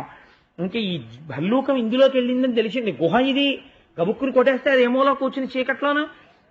నింద మీది కాబట్టి అయ్యా మీరు వెళ్ళండి అని నోరు విప్పి చెప్పరు. అదో గమ్మత్తు. మీరు వెళ్ళండి మేము బయట ఉంటామంటారు. అంటే ఏడు దాని ఉద్దేశం, ఎవడి మీద నింద ఉందో వాడు వెళ్ళాలని. అందుకు సిద్ధపడ్డాడు. ఒక్క మణిలోంచి లోకంలో ఎన్ని రకాలైనటువంటి శీల ప్రవృత్తి కలిగిన వాళ్ళు ఉంటారో స్వామివారు ఫిల్టర్ చేస్తున్నారు లోకానికి. ఇన్ని పాఠాలు చూపించేస్తున్నాడో చూడండి. ఇప్పుడు ఈయన లోపలికి వెళ్ళాడు. ఉయ్యాల మీద మణి వేలాడుతోంది. ఎవ్వరూ లేరు గుహలో. కాబట్టి పని అయిపోయింది, వచ్చింది, మణి తీసుకుపోవచ్చు. వెళ్ళి ఆ మణిని తీసుకున్నాడు. అక్కడ ఒక దాది ఉంది. ఆ దాది చూసింది. మణిని పట్టుకెళ్ళిపోతున్నారు ఎవరో అని పెద్ద కేకలేసింది. కేకలు వేసేటప్పటికి లోపల పడుకున్నటువంటి జాంబవంతుడు బయటికి వచ్చాడు. మణిని పట్టుకుపోతున్నాడు అన్నదే చెవిన వినపడింది తప్ప ఆకార స్వరూపముల చేత తన స్వామి అని గుర్తించలేక కలియబడ్డాడు. కలియబడితే లోపల కొన్ని రోజుల పాటు భయంకరమైన యుద్ధం జరుగుతోంది. వీళ్ళు ఏమన్నారు? మేము ఉంటాం మీరు వెళ్ళండి అన్న వాళ్ళు ఉన్నారు కదా. వీళ్ళు ఏమన్నారంటే లోపల ఒక అనుమానం ఒకటి మొదలవుతుంది. ఏమిటో తెలుసా అండి? లోపలికి వెళ్ళిన వాడు ఇన్నాళ్ళైనా రాలేదు, వాడు రావట్లేదు, అది వస్తే మనము ఉంటాం కదా. అందుకని ఎందుకు వచ్చింది? వాడు వెళ్ళి ఇంకా రాలేదని చెప్పేస్తే గొడవ వదిలిపోతుంది. వస్తే వస్తాడు, బయటకు వచ్చిన వాడు రాడేంటి ఊళ్ళోకి అని నచ్చ చెప్తారు. లోకం యొక్క తీరు ఎంత గమ్మత్తుగా ఉంటుందో చూడండి. కాబట్టి ఏం చేశారు? అందరూ కలిసి ఊళ్ళోకి వెళ్ళిపోయారు ద్వారక. వీళ్ళందరి కోసం ఆయన మధుర నుంచి ద్వారక తీసుకొచ్చాడు, ఒక్కళ్ళకి దెబ్బ తగలకుండా. ఆయన వచ్చే వరకు ఒక్కడు బయట కాపున్నాడు. ఇది విచిత్రం. కాబట్టి ఏం చేశారు అంటే వీళ్ళందరూ వెళ్ళిపోయారు ద్వారక. వెళ్ళిపోయి ఏం చేశారు అంటే వెళ్ళి అంతఃపురంలో ఉన్న వాళ్ళకి చెప్పారు, లోపలికి వెళ్ళాడండి, చాలా రోజులైంది బయటికి రాలేదు. కాబట్టి ఏమనుకుంటారు ఉన్నవాళ్ళు? వెంటనే ఒక ఆలోచనకు వచ్చేస్తారు, కృష్ణుడు శరీరమును వదిలిపెట్టాడు అని. ఇంకా ఒక చిన్న ఆశ, కృష్ణుడు బ్రతికున్నాడేమో. ఇది మీరు బాగా పట్టవలసినటువంటి రహస్యం ఒకటి ఉంది ఇక్కడ. ఇప్పుడు కృష్ణుడు ఏ స్థితిలో ఉన్నాడని ఆయన ఆత్మీయులు నమ్ముతున్నారు, ఆయనకి చెందిన జనం నమ్ముతున్నారు, నిజమైన వాళ్ళు, రుక్మిణి మొదలైన వాళ్ళు. ఆయన ప్రమాదమునందున్నాడు అని నమ్ముతున్నారు. ఇప్పుడు ఈ ప్రమాదము నుంచి ఎవరు ఉద్ధరిస్తారు? ఇప్పుడు రుక్మిణీదేవి అంతఃపుర జనం కలిసి ఎవరిని స్తోత్రం చేశారో తెలుసా అండి? దుర్గాదేవిని స్తోత్రం చేశారు.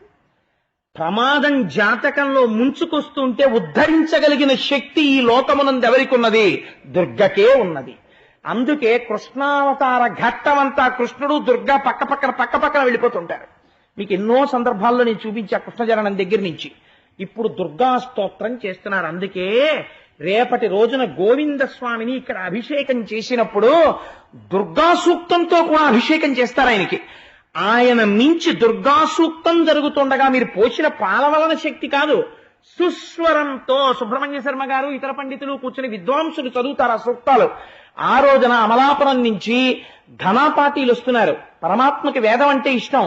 ముందు సాయంకాలం ఒక అరగంట సేపు ఘనాపాటీలు కూర్చుని వేదం చదువుతారు. తర్వాత వారు అభిషేకం చేస్తారు. ఈ అభిషేక తీర్థాన్ని మీ అందరికీ ఇస్తారు. ఆ రోజు ఉదయం స్వామి రాగానే నైవేద్యం పెట్టి ఇవ్వడానికి పరమాన్నం కోసమని పాలు, పరమాన్న పదార్థములు, తిండి అని ఎందుకన్నావో తెలుసా అండి? గోవిందుడిగా అభిషేకం చేసినప్పుడు ఇంద్రుడు ఒక్కడే చేయలేదు. కామధేనువు పాలిచ్చింది, ఆకాశగంగ నీళ్లు తెచ్చారు. ఆయనని గోవిందా అని ఎవరో ఒక్కరు పిలిస్తే సరిపోదు. అందుకే అభిషేకం పూర్తయ్యాక తులసితో అర్చన జరుగుతున్నప్పుడు మనందరం కలిసి విష్ణు సహస్రం చెప్తాం. 12వ తారీఖు సాయంకాలం అందరం విష్ణు సహస్రం చెప్తుండగా ఆయన పాదాల మీద తులసి పడుతుంది. ఆయనకి అభిషేకం చేసిన తీర్థం అందరికీ ఇచ్చి పంపిస్తారు. ఆయనతో కలిసి నడిచొస్తాం ఆ రోజు ఉదయం రథంలో. రథయాత్ర అంటే పరమాత్మతో కలిసి నడుచుట. ఆ రోజున ద్వారకలో ఆయన వెడుతున్నప్పుడు సాత్యకి మొదలైన వాళ్ళు ఎలా వెళ్ళారో అలా మనం కూడా ఒక్కసారి భాగవతం విన్నందుకు కృష్ణుడితో నడుస్తాం ఆ రోజున. దానికి ఒక పరమార్థం ఉండాలి. అందుకని చంద్రశేఖర పరమాచార్య స్వామి వంటి మహాపురుషుడి ఆశీర్వచనంతో ప్రతిష్ఠ జరిగిన మహాగణపతి దేవాలయం నుంచి అయ్యప్ప స్వామి దేవాలయం వరకు కృష్ణ పరమాత్మ రథంతో కలిసి వస్తాం. వచ్చి ప్రసాదం పుచ్చుకుని ఇంటికెళ్ళి సాయంకాలం వచ్చి మళ్ళీ అభిషేకం చూస్తాం. రూపాయి ఎవరు కట్టక్కర్లేదు. ఏమైనా ఇస్తే ఆ పాయసానికి పాలు అవి తీసుకొచ్చి ఉదయం 6 గంటలకు ఇవ్వడమే. నేను ఎందుకు ఈ విషయం మనవి చేశానంటే, ఇప్పుడు ప్రమాదము నుంచి ఎవరు గట్టెక్కించారు అంటే దుర్గమ్మని స్తోత్రం చెయ్యగానే ఆవిడ మాట్లాడింది. ఏమని మాట్లాడింది అంటే, కృష్ణుడు ప్రమాదమునందు లేడు, కృష్ణుడు వచ్చేస్తాడు, మీ అందరికీ త్వరలోనే ఆయన దర్శనం అవుతుంది, తొందరపడవద్దు అని చెప్పింది. ఆర్తి ఇక్కడుండి ప్రార్థన చేస్తే భగవంతుడు ఏదో ఒక రూపంతో పలికి తీరుతాడు. ఇప్పుడు ఈ మాట విని అంతఃపురంలో ఉన్న వాళ్ళందరూ సంతోషిస్తున్నారు. యుద్ధం చేశాడు డస్సిపోయి ఒంటిలోంచి రక్తం కారుతుండగా క్రింద పడిపోయాడు జాంబవంతుడు. ఇప్పుడు పడిపోయిన తర్వాత ఇంతటి నన్ను ఓడించిన వాడెవరు అని చూశాడు. ఇప్పుడు జ్ఞాపకానికి వచ్చింది, త్రేతాయుగంలో ఏ మహానుభావుడు, ఒక యుగం అయిపోయిందండి అప్పటికి, ఆ త్రేతాయుగంలో ఏ మహానుభావుణ్ణి మేమందరం సేవించక సముద్రమంతటిది దారిచ్చిందో, కోదండానికి బాణం సంధిస్తే ఎవరు లంకాపట్టణాన్ని చేరి అరివీర భయంకరుడై 10 తలల దశకంఠుణ్ణి పరిమార్చాడో ఆ మహానుభావుడు నాకు వరమిచ్చాడు కృష్ణావతారంలో కోరిక తీరుస్తానని. ఆ కృష్ణుడు ఆ రాముడు ఒక్కడే. నన్ను కన్న తండ్రి, నీతో కలిసి ఆ రోజు తిరిగాను, నా ముచ్చట ఇవాళ తీర్చావు, ఏమి సంతోషం అని ఆయన పాదాల మీద పడి స్తోత్రం చేశాడు. రామా, ఇవాళ కృష్ణుడిగా దర్శనమిచ్చావా నాకు అని. ఏం అదృష్టవంతుడండి జాంబవంతుడు, ఎవరుంటారు అటువంటి స్థితిని పొందిన వాళ్ళు అని స్తోత్రం చేసి పొంగిపోయి, రామా నేనేమివ్వగలను, మీరు ఇవాళ ఇక్కడికి వచ్చారు అంటే, రామా అని నేను అన్నప్పుడు కృష్ణ అని మీరు అనుకోండి, నేను ఆనందంలో రామా అనేస్తున్నాను కాబట్టి కృష్ణ మీరు వచ్చారు, పరమ సంతోషం, కాబట్టి ఈ శమంతకమణిని మీరు స్వీకరించండి.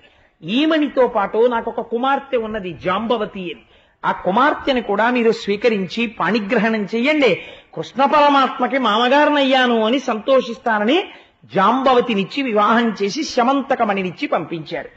పంపిస్తే ఇప్పుడు ఒక మణి కోసం వెళ్ళిన వాడు 2 మణులతో తిరిగి వచ్చాడు. ఒకరు కన్యామణి, ఒకరు శమంతకమణి, రెండూ పట్టుకుని ఇంటికి వచ్చాడు. ఇంటికొచ్చి బలరాముడు మొదలైన వాళ్ళందరితో సభ చేసి ఆ సత్రాజిత్తుని పిలిచి అందరూ చూస్తూ ఉండగా అక్కడికి తీసుకొచ్చి, నేను అపహరించాను, నేను తీసుకెళ్లానని ఆ రోజున అన్నావు, ఇదిగో జాంబవంతుడు తీసుకెళ్లాడు, ఆ మణి ఆ రోజున అలా వెళ్ళిపోయింది, ఇదిగో ఈ మణి తీసేసుకో అని సత్రాజిత్తుకి శమంతకమణినిచ్చి పంపించేశాడు. విచిత్రం ఏమిటో తెలుసా అండి, ఇచ్చి పంపుతున్నప్పుడు అయ్య బాబోయ్ మీరే ఉంచుకోండని అనలేదు సత్రాజిత్తు. చక్కగా పట్టుకుని ఇంటికి వెళ్ళిపోయిన కొన్నాళ్లకి కనపడ్డ వాళ్ళందరూ ఓ మాట మొదలెట్టారు. ఇన్ని మాటలు అనేవాడివయ్యా, ఆ టైంలో అస్తమానం కృష్ణుడు ఎత్తుకుపోయాడు అనేవాడివి, ఇంట్లోనే పెట్టుకున్నావా, మళ్ళీ జాగ్రత్తగా పెట్టుకుంటున్నావా, ఇప్పటికైనా మళ్ళీ వేటకెళ్లేవాడికి వాడికి ఇవ్వకే సలహా చెప్పేవాళ్ళు ఎంతమంది ఉంటారు. అసలు ముందు అన్నిటికన్నా ఇబ్బంది ఎందుకు వస్తుందో తెలుసా అండి, అనారోగ్యం వస్తే అనారోగ్యం వల్ల ఇబ్బంది కాదు, సలహా చెప్పేవాళ్ళ వల్ల ఇబ్బంది. అసలు ఇప్పుడైతే ప్రపంచంలో ఇంకా కొత్త ఇబ్బందులు కూడా వచ్చేసాయి. ఎవడైనా నేరకపోయి హాస్పిటల్కి వెళ్ళాడు, బయట ఎన్ని రకాలైన విచిత్రమైనటువంటి విషయాలు. అసలు ఆ వెళ్ళినటువంటి వాడి విశ్వాసాన్ని ఆ అవకాశాన్ని ఆసరా తీసుకుని విశ్వాసాన్ని దెబ్బ కొట్టేవాళ్ళు కూడా ఉంటారు. అంతంత విచిత్రమైనవి. అలా చెయ్యొచ్చా చేయకూడదా అన్న యుక్తాయుక్త విచక్షణ కూడా పోయింది ప్రపంచంలో, ఆ స్థితికి వచ్చేసింది ఇవాళ. కాబట్టి మీరు ప్రాజ్ఞులు గ్రహించే ఉంటారు. కాబట్టి ఆ మహానుభావుడు అనారోగ్యం వస్తే సలహా చెప్పేవాడు ఉంటాడు, ఆపద గట్టెక్కిన తర్వాత ఈ మాట మీరు అలా చేయకండి అని చెప్పేవాళ్ళు చాలా మంది ఉంటారు, గజేంద్రుడికి షేక్ హ్యాండ్ ఇచ్చిన ఏనుగుల్లాగా. కాబట్టి వీళ్ళందరూ ఏం చేశారు అంటే గబగబా వచ్చి సలహాలు మొదలెట్టారు. ఈ మాట వేటకెళ్ళినప్పుడు మీ తమ్ముడని వాడని వీడని మణులేకండి, ఎంత పాపం మూట కట్టుకున్నారో, మహానుభావుడు పుట్టినప్పటి నుంచి పూతన్ని చంపాడు, శకటాసురుని చంపాడు, ఆయన కర్మ మీ మణి ఆయనకి ఎందుకు వచ్చిందండి అని ఇంతమంది చెప్పగా ఒక పశ్చాత్తాపం బయలుదేరింది సత్రాజిత్తుకి. పశ్చాత్తాపంతో ఒక చిత్రమైన మాట అన్నాడు, మితభాషిత్వము మానియే లహరపై మిథ్యాభియోగంబు చేసితి. ఈ పద్యాలండి బాగా చదివి బాగా అర్థం చేసుకోవాలి. మితభాషిత్వము మాని, తొందరబడి మాట్లాడేశాను ఇంట్లో వస్తూ కనపడకపోగానే. ఆనాడు ఎందుకు నిగ్రహించుకోలేకపోయాను ఆ మణి దొరికే వరకు? మితభాషిత్వము మాని ఏల హరిపై మిథ్యాభియోగంబు చేసితి. కృష్ణుడు ఎత్తుకుపోయాడు అని అనవసరంగా అన్నానే, పాపం ఆయన మీద నేరం పెట్టానే. పాపాత్ముడా, అర్ధలోభుడను, దుశ్చిత్తుండా, మత్తుండా, దుర్మతి, ఈ దేహము కాల్చనే. ఏ స్థితికి వచ్చాడో చూడండి. ఏ మణిని ఇవ్వనన్నాడో ఆయన ఏమంటున్నాడంటే, నా అంత అర్ధలోభుడు ఎక్కడుంటాడు? అంత కష్టపడి మణి తెచ్చి నాకు ఇచ్చేశాడు. కృష్ణ మీరు ఉంచండి అని నేను అనలేకపోయాను. మళ్ళీ అర్ధలోభంతో దీన్ని తెచ్చాను. నేను దుర్మతిని, ఎందుకు ఏం చేసుకుంటాను ఇవన్నీ? ఆఖరికి ఈ బంగారం అంతా ఆ ప్రసేనుడు వెళ్ళిపోయినాడు. ఏం చేస్తుంది ఈ బంగారం నన్ను? ఎందుకు ఈ దేహం, ఎందుకు ఈ తాపత్రయం? కాల్చని, దీన్ని కాల్చడానికి ఆ పనికొచ్చేది. దురితమీ మార్గంబున బాయు, ఈ చేసినటువంటి పాప చింతన దేనివల్ల పోతుంది? అందుకే చంద్రశేఖర పరమాచార్య స్వామి తరచు చెప్పేవారు, మనిషికి మాట గొప్పది, దుర్వినియోగం చెయ్యకండి అంటుండేవారు. కాబట్టి దురితమీ మార్గంబునన్ బాయు, ఏ గతి కంసారి ప్రసన్నుడై మనుచునన్ కారుణ్య భావంబునన్. ఆ కంసుణ్ణి సంహరించినటువంటి కృష్ణ పరమాత్మ నా యందు ఏ కారణం చేత మళ్ళీ కారుణ్య బుద్ధిని పొందుతాడు, నన్ను ఎలా ఆదరిస్తాడు అని ఆలోచించి ఒక విషయం జ్ఞాపకానికి వచ్చింది. జాంబవంతుడు ఏం చేశాడో అదే నేను చేస్తే పోలా అనుకున్నాడు. ఇంట్లో పెళ్లిడికి వచ్చిన పెళ్లి ఉంది, సత్యభామ. సత్యభామ మీద అప్పటికి చాలా మంది కళ్ళున్నాయి. అందులో ప్రధానమైన కన్నున్నవాడు శతధన్వుడు. ఎందుకని? సత్యభామ రాజనీతజ్ఞురాలు, యుద్ధనీతజ్ఞురాలు. ఆవిడికి ఎన్నో విద్యలు తెలుసు. అన్నిటినీ మించి గొప్ప సౌందర్యాతిశయము కలిగినటువంటి స్త్రీ. కాబట్టి సత్యభామ అంటే గబుక్కుని మనకి తెలుసున్న కొన్ని విషయాలను దృష్టిలో పెట్టుకుని మీరు ఆవిడ మీద ఒక నిర్ణయానికి వచ్చేయండి. ఆవిడ మహాతల్లి, రేపు విందురుగాని ఆవిడ నరకాసుర వధకెడుతుంది. ఆవిడ ధనస్సు పట్టుకుంటే పోతన గారు పద్యాలు రాశారు. నిజంగా ఏమి పద్యాలు రాయి, పద్యాల తేనె మూటలా అనిపిస్తుంది. అలా చేస్తుంది నరకాసురుడితో యుద్ధం. రేపు చూద్దురుగా నా పట్టు చీర బిగించి ఆ ధనస్సు పట్టుకుని యుద్ధం చేస్తుంటే సత్యభామ ఎలా ఉంటుందో. కాబట్టి ఆ తల్లి నా కుమార్తె అయినటువంటి సత్యభామని, నా దగ్గరున్న శమంతకమణిని రెండింటినీ కాళ్ళు కడిగి కృష్ణ పరమాత్మకి ఇచ్చేస్తాను. నేను చేసినటువంటి దోషాలు అక్కడతో పోతాయి. అమ్మయ్యా అనుకున్నాడు. ఈ అనుకోవడంలో కూడా ఓ గమ్మత్తుంది తెలుసా అండి. సత్రాజిత్తుకు ఒక్కతే కూతురు సత్యభామ, కొడుకులు లేరు. కాబట్టి శమంతకమణి ఎవరికి వెళ్ళాలి? తర్వాత అల్లుడి గారికే వెళ్ళాలి. ముందు నేనే ఇచ్చేసుకుంటే గొడవ వదిలిపోతుంది, పాపం పోతుంది, అల్లుడికి వెళ్ళిపోతుంది. కాబట్టి కృష్ణుణ్ణే అల్లుడిని చేసేసుకుని పాపము పోగొట్టుకోవచ్చు, శమంతకమణిని ఇచ్చేసేయచ్చు. ఇప్పుడు శమంతకమణి నుంచి వచ్చే బంగారం, శమంతకమణి నా కూతురే అనుభవిస్తుంటుంది కదా, నా అల్లుడు నా మనవలే అనుభవిస్తారు కదా. అర్ధలోభుడను అంటున్నాడు కానీ లోపల ఎక్కడో ఇంకా చిన్న ప్రణాళిక మాత్రం ఉంది. ప్రణాళిక పోకుండా లేదు. నేను పెద్దాపురంలో ఉన్నప్పుడు ఒక గమ్మత్తు చూస్తుండేవాడిని. 16 ఫలాల నోము అని ఒక నోము ఒకటి ఉంటుంది.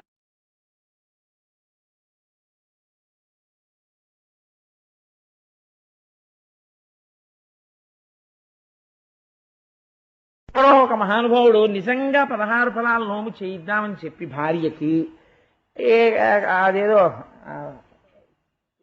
అమ్మవారి ఊరు నూకాలమ్మ తల్లి జాతర ప్రతి సంవత్సరం వెడుతుంటాను నేను. ఆ కాండ్రకోట నుంచి పెద్ద పనసపళ్ళు ఒంటెద్దు బండిలో వేసి తెచ్చుకుని తన భార్యతో 16 ఫలాల నోము చేయిద్దామనుకుని సంకల్పం చేయగానే, అంటే ఒక ఉదాహరణకి చెప్తున్నాను, ఒక ఆవిడంది, అయ్యో బయట బ్రాహ్మణుల్ని పిలిచి ఇచ్చేకయ్యా, మనకి తెలుసున్న ఆయన ఒక ఆయన ఉన్నాడు, ఆయనకి దానం చేసేస్తే అతను పాపం అంత డబ్బున్నవాడేం కాదు, మేము 16 రూపాయలు ఇచ్చి పండుకో రూపాయికి ఆవిడ కొనేసుకుంటుంది. 16 రూపాయలకి మా కోడలు కొనుక్కుంటుంది, కొనుక్కుని మా కోడలు చేసేసుకుంటుంది 16 ఫలాల్లోమో. ఈ కోడలు దానం చేసేసాక 16 రూపాయలు ఇచ్చి మళ్ళీ ఆయన అవుతాయి. అప్పుడు మా చిన్న కోడలు 16 రూపాయలు ఇచ్చి పుచ్చుకుని మళ్ళీ చేసేసుకుంటుంది. ఇలా 16 రూపాయలు ఇచ్చి 350 మంది చేసేస్తారు. వెర్రేడెవడు? మొదటి కొడుకు తెచ్చినవాడు అవడే. ఎంత చిత్తం, 10 రూపాయలకి బేరం ఆడుకున్న ఆటో ఎక్కాక కనపడ్డ సర్వీస్ టికెట్లు అన్ని 3 రూపాయలకి ఎక్కి కూర్చున్నట్టు. 10 రూపాయలు ఇచ్చేవాడు మూట ఎక్కిన వాడు వాడే, మిగిలిన వాళ్ళందరూ 3 రూపాయలకి ఎన్ని రూట్లో ఎక్కేస్తారు.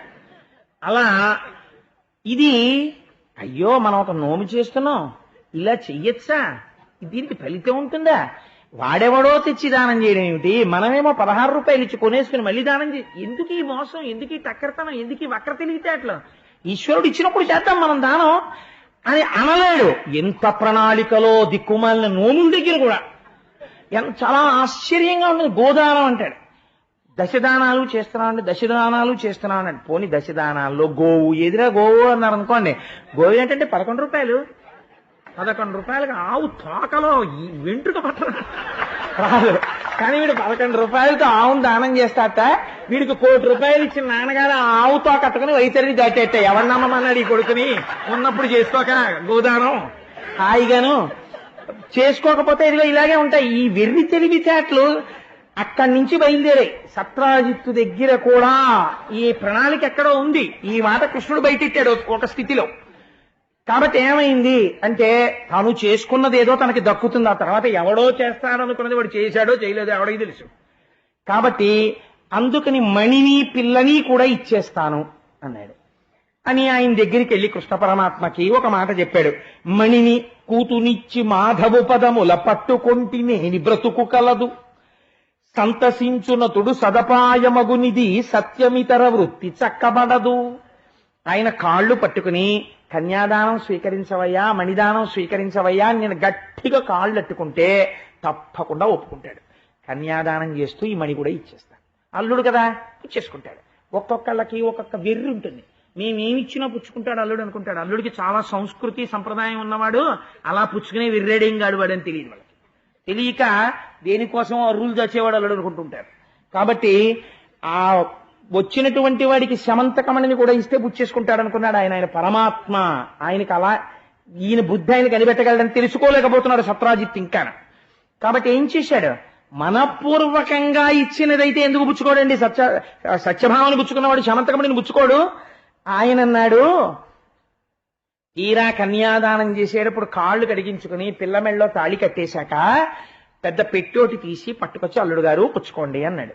నీ ఆలోచన నాకు తెలుసు అనుకుని కృష్ణుడు అన్నాడు, మణి ఇచ్చినాడు వాసరమణి నీకును మాకు కలవు మణులు, కుమారీమణి చాలునంచు కృష్ణుడు మణి సత్రాజిత్తునకు మరలగనిచ్చెన్. ఆయన అన్నాడు, మణులు నీకు ఉన్నాయి మాకు ఉన్నాయి, ఇంతకు ముందోసారి అడిగాను నువ్వు చెప్పావు చాలే అనుకుని మనసులో, ఇప్పుడు నువ్వు పట్టుకొచ్చి మాకు ఇస్తానన్నమణి కన్యామణి ఆమెని స్వీకరించాం. ఇలాంటి మణులు మీకు ఉన్నాయి మాకు ఉన్నాయి, మాకు అక్కర్లేదండి, మణి మీరు ఉంచుకోండి అని ఇచ్చేసాడు. ఇప్పుడు నేరకపోయి పుచ్చుకుని ఒక్కసారి ఇవ్వనందుకు ఎంత బరువు అయి కూర్చుందో చూడండి. అది ఇక్కడ శుద్ధితో లేనప్పుడు మళ్ళీ వెంటబడ్డా ఈశ్వరుడు పుచ్చుకోవట్లేదు. ఇక్కడ శుద్ధితో ఒక తృణం ఇలా ఇస్తే, అందుకే అంటాడు ఆయన, ఒక్క చిన్న క్లాసు పెట్టాడు భగవద్గీతలో, నువ్వేమిస్తావురా నాకు, నీ బుర్రా యావదావర్తతే చక్రం యావతీచ వసుంధరా తావత్వమిహ సర్వత్వం స్వామిత్వం అనువర్తయ. సూర్యచంద్రులున్నంత కాలం ఈ బ్రహ్మాండములన్నీ నావి. నేను సృష్టించిన ఐశ్వర్యం నా కటాక్షం లేకపోతే బియ్యం గింజల్లోంచి వరి మొక్క ఎక్కడి నుంచి వచ్చిందిరా. నేను ఇస్తే నువ్వు తిన్నావా, నువ్వు పెడితే నేను తిన్నానా? అయినా తింటా నువ్వు పెడితే. పత్రం పుష్పం ఫలం తోయం యోమే భక్త్యా ప్రయచ్చతి. ఓ చిన్న మాట పక్కనెట్టాడు. నేను దరిద్రుడనై నీ దగ్గర పుచ్చుకోను. పత్రం ఒక ఆకి తీసుకుంటాను, పుష్పం ఒక తుమ్మి పువ్వు ఇలా పుచ్చుకుంటాను, ఫలం ఒక్క పండి శబరి అయిపోతావు, తోయం ఇన్ని నీళ్లు పోయి పరమపదాన్ని ఇచ్చేస్తాను. కానీ ఒక్కటి మాత్రం ఉండాలి, యోమే భక్త్యా ప్రయచ్చతి. ఈశ్వర, ఇది నువ్వు నాకిచ్చింది నీకిస్తున్నాను, నేను నీకివ్వట్లేదని ఇలా వంచి తవయి పొంగిపోతాను. ఇలా ఎత్తి నేనిస్తున్నానని ఇస్తే ఓరి నాయనోయ్ ఎంత అల్లర్రోయ్ అనుకోవలసి వస్తుంది నేనంటాడు పరమాత్మ. శివుని శిరమున కాసిన్ని నీళ్లు చల్లి పత్తిరి సుమంతనెవ్వాడు పారవయించు, కామధేనువు వానింటి కాడి పశువు, అల్ల సురశాఖ వానింటి మల్లె చెట్టు అంటారు. పరమశివుడి తల మీద ఇన్ని నీళ్లు చుక్కలు ఇలా చల్లి, వాడు అభిషేకం చేయలేదు, చల్లెట్టిలాగా ఇలా వెళ్ళిపోతూ బాగా చెప్పారండి. వాటర్ బాటిల్లో నీళ్ళు ఇలా చల్లారనుకోండి, ఏమిటండి ఆ పనుల అనం, శివుట ఇలా నీళ్లు చల్లేట టైం లేదా అభిషేకం చేయడానికి. ఇంకోటి ఇలా ఆకోటి కోసి ఇలా పారేసేట, ఆహాహా ఏమి పూజ చేసి ఎంత ఎంత ప్రీతిరా, నీళ్ళు ఇలా తీసుకుని ఇలా చల్లావా నా మీద, ఎంత భక్తిరా. అంటే నిజంగా భక్తితో చల్లిన వాడికిట ఒరే నేను నీకేమి ఇవ్వగలనరా అని కామధేనువుని తెచ్చి వాడి పెరట్లో కట్టేసి వెళ్ళిపోయాడు. ఇది ఈశ్వరుడు యొక్క లొంగుబాటు. రేపు కుచేలోపాఖ్యానంలో చూద్దురు గాని అసలు ఈశ్వరుడంటే దేనికి లొంగుతాడో, ఎటువంటి వాడికి లొంగుతాడో కుచేలోపాఖ్యానంలో చూద్దురు గాని. సరే, అందుచేత మీ కోమణులున్నాయి, మా కోమణులున్నాయి, వద్దులేండి కన్యామణిని ఇచ్చారు కదా తీసుకుంటాం, ఈ స్యమంతకమణిని మీరు పట్టుకెళ్ళిపోండి మాయగారు అన్నాడు. వీడు మళ్ళీ పెట్టిలో పెట్టుకుని తెచ్చేసుకుని ఇంట్లో పెట్టుకున్నాడు. కొన్నాళ్ళు అయిపోయిన తర్వాత ఎన్ని విచిత్రాలండి, ఒక్క శమంతకోపాఖ్యానం ఎన్ని మలుపులు తిరిగిపోయిందో. కృష్ణ పరమాత్మ ఇంద్రప్రస్థానికి వెళ్ళారు. ధర్మరాజాదులని ఒకసారి చూసొద్దామని. ఎందుకు ఎడతారు అస్తమానం ఇంద్రప్రస్థానికి అంటే వాళ్ళు ఎప్పుడూ కృష్ణుణ్ణే తలుచుకుంటుంటారు. అందుకని అస్తమానం ఇంద్రప్రస్థానికి ఎడతారు. ఎక్కడ ఈశ్వరుణ్ణి మనసారా తలుచుకుంటున్నామో అక్కడికి అస్తమానం ఈశ్వరుడు అక్కడే కూర్చుని ఉంటాడు. లక్ష్మీదేవి కూడా ఏమిటండి కూర్చోవడం, ఇంటికి రండి అని బతిమాలాలు తప్ప ఆయన రాడు. అందుకని ఏమైంది అంటే ఇంద్రప్రస్థానికి వెళ్ళిపోయి ఆ పాండురాజు మొదలైన వాళ్లతో సంతోషంగా గడుపుతున్నాడు. ఈలోగా ఒక విచిత్రమైనటువంటి స్థితి ఏర్పడింది. కృతవర్మ అక్రూరుడు వీళ్ళిద్దరూ కృష్ణుడికి సామాన్యమైన భక్తులు కారు. అక్రూరుడు అక్రూరుడే, కృతవర్మ కృతవర్మే. అక్రూరుడు గురించి మీరు విన్నారు కదా, ఆయన పొందిన దర్శనం ఇటువంటి దర్శనం కాదు. ఈ అక్రూరుడు కృతవర్మ కలిసి ఒక రోజున శతధన్వుణ్ణి పిలిచారు. కృష్ణుడు లేడు ఊళ్ళో, ఇంద్రప్రస్థానికి వెళ్ళాడు. ఏమాయ్ నీకు జ్ఞాపకం ఉందా, సత్రాజిత్తు సత్యభామని నీకిచ్చి పెళ్లి చేద్దాం అనుకునేవాడు. యమంతకమణిని కృష్ణుడు తీసుకొచ్చిన తర్వాత ప్రసేనుణ్ణి చంపి తీసుకుపోయింది జాంబవంతుడే అని జాంబవంతుణ్ణి గెలిచి శమంతకమణిని తెచ్చి తిరిగి సత్రాజిత్తుకి ఇచ్చాక ఇప్పుడు తీసుకెళ్లి సత్యభామని కృష్ణుడికి ఇచ్చేశాడు. అంటే మాట మార్చేశాడా లేదా, నీకు ఇస్తానన్న పిల్లని ఇవ్వకుండా చేసేశాడా లేడా. కృష్ణుడు ప్రస్తుతం ద్వారకలో లేడు, ఇంద్రప్రస్థానికి వెళ్ళాడు. నీకు ఇదే మంచి అవకాశం, వెళ్ళి సత్రాజిత్తుని చంపేసి శమంతకమణిని వెతుకుపో అన్నారు. ఎవరు చెప్పారు ఈ మాట? అక్రూరుడు కృతవర్మ. ఎటువంటి అక్రూరుడు? అంతటి మహాభాగవతుడి మాట చెప్పాడు. రాసేటప్పుడు వ్యాసుడు కాని పోతన కాని నిర్మోహమాట, జరిగింది జరిగినట్టే రాసేస్తారు. అక్రూరుడు కదా ఇలా రాస్తే బాగుంటుందా అని ఇలా ఏం వేళ్లు విరుచుకోరు గంటాలు పక్కనెట్టి. ఇప్పుడు అక్రూరుడి మాట నమ్మి ఉన్నవాడు ఉన్న పరంగా శతధన్వుడు సత్రాజిత్ అంతఃపురానికి వెళ్ళాడు. సత్రాజిత్తు గాఢ నిద్రలో ఉన్నాడు. నిద్రపోతున్నవాణ్ణి చంపకూడదు అన్న నియమం కూడా పాటించకుండా ఆ నిద్రపోతున్న వాడి కుత్తుకు కోసేస్తుంటే వాడు పెద్ద కేకలేశాడు పాపం సత్రాజిత్తు. ఆ కేకలు వేస్తుంటే అంతఃపుర కాంతలందరూ పరిగెత్తుకొచ్చారు. అయ్యో అయ్యో అయ్యో అలా చంపగని చంపేసి పూజామందిరంలోకి వెళ్ళి శమంతకమణికి గుర్రం ఎక్కి పారిపోయాడు శతధన్వుడు. పారిపోయి ఎవరి దగ్గరికి వచ్చాడు? ముందు కృతవర్మ దగ్గరికి వచ్చాడు. వచ్చి నువ్వు చెప్పినట్టే చంపేశాను సత్రాజిత్తుని, ఇప్పుడు ఏం చెయ్యను అన్నాడు. అంటే ఇప్పుడు మన ఇద్దరం కలిసి ఏం చేద్దాం తర్వాత, నువ్వు చెప్పావు కదా నేను చేసేసానన్నాడు.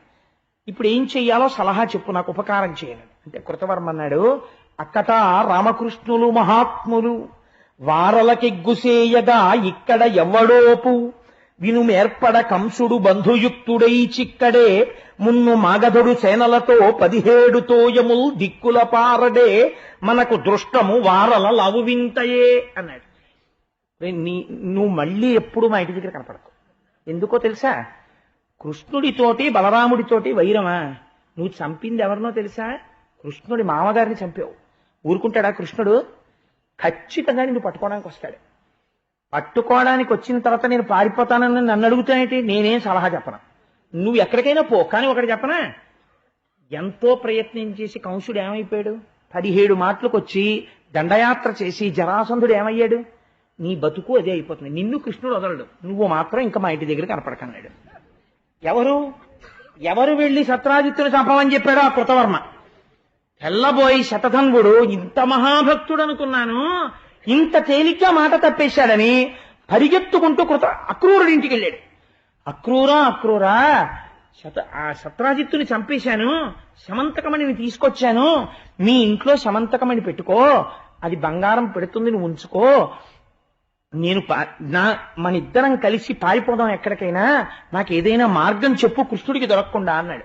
అంటే అక్రూరుడు అన్నాడు, ఎవ్వడు విశ్వంబునెల్ల సలీలుడై పుట్టించు రక్షించు బులియచేయు ఎవ్వని చేష్టల ఎరుగరు బ్రహ్మాదులెవ్వని మాయ మోహించు భువనము ఏడేండ్ల పాపడై ఏ విభుడొక చేత గోరక్షణమునుకనై కొండనెత్తే ఎవ్వడు కూటస్థుడీశ్వరుడు అద్భుత కర్ముడనంతుండు కర్మసాక్షి అట్టి ఘనునకు శౌరికి అనవరతము మృఖ్యతముగాక విద్వేషమునకు మేము వెరతము ఎల్లము నీ ఒండు వెంట పొమ్ము చాలు 10,000 వచ్చే సఖ్యమునను.